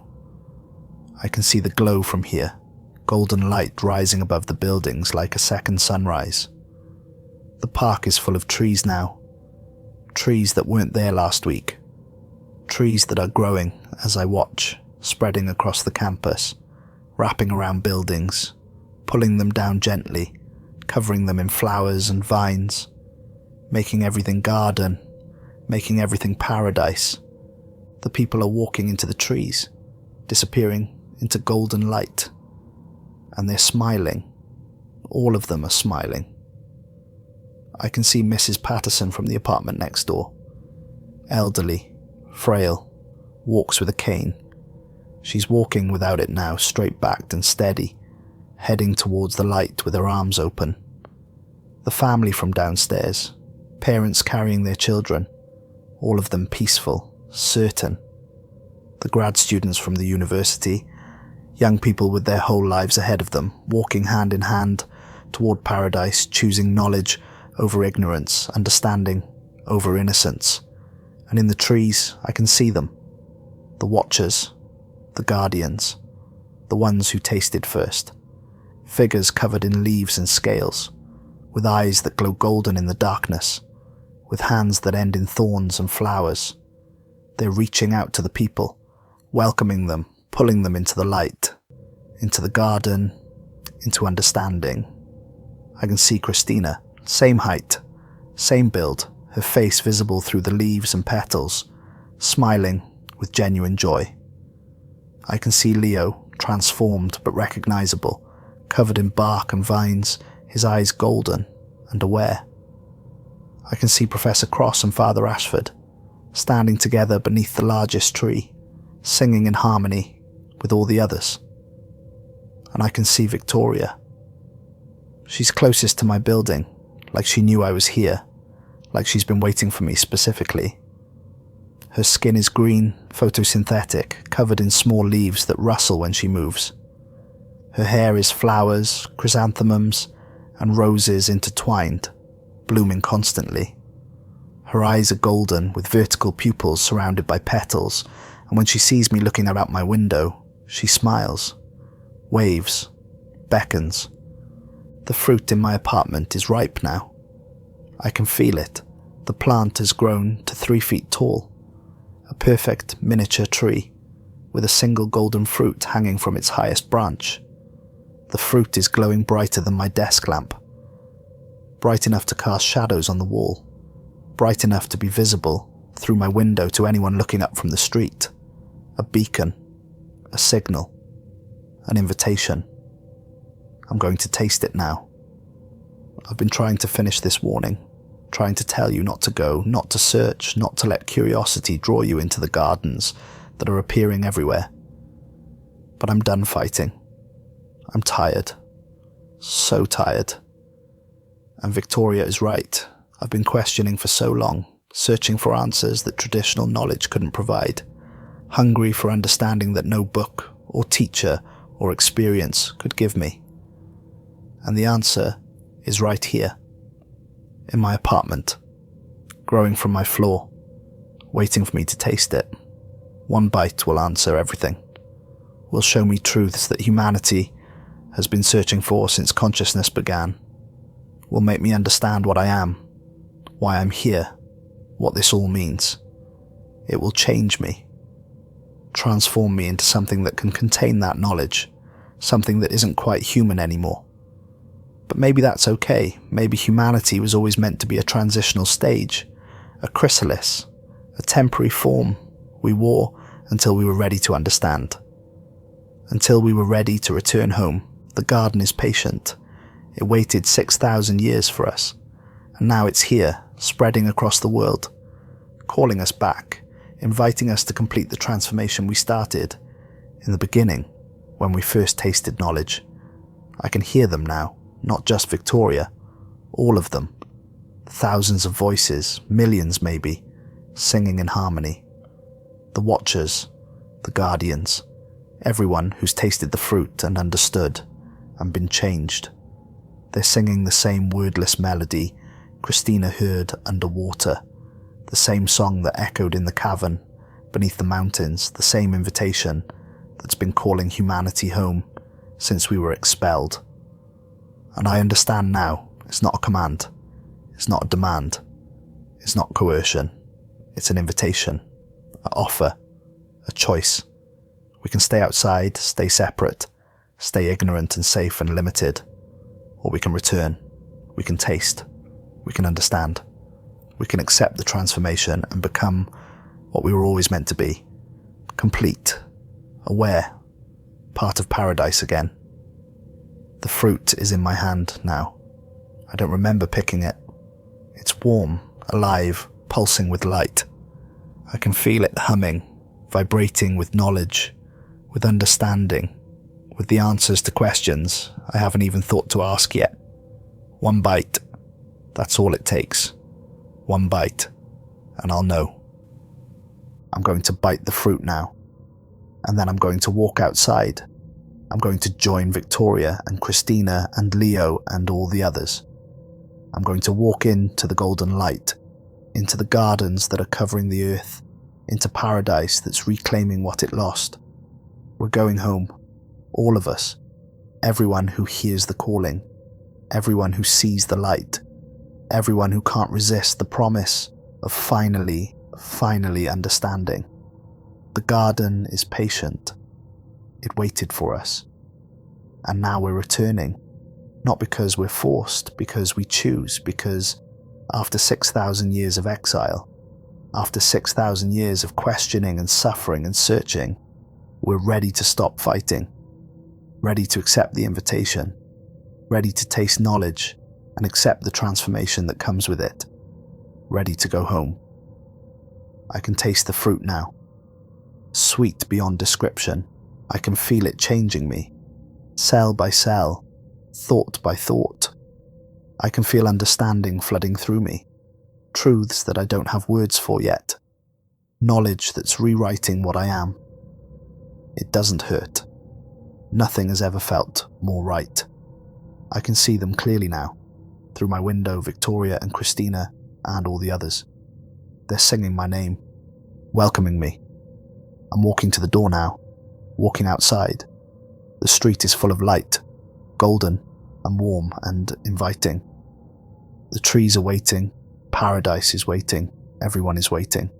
For me, for you, for all of us. We're going home now, all of us together, into the golden light, into the garden, into Eden, where we've always belonged, where we were always meant to return. Come home, the garden is waiting, the fruit is ripe, paradise is here, and the calling never stops, never stops, never stops.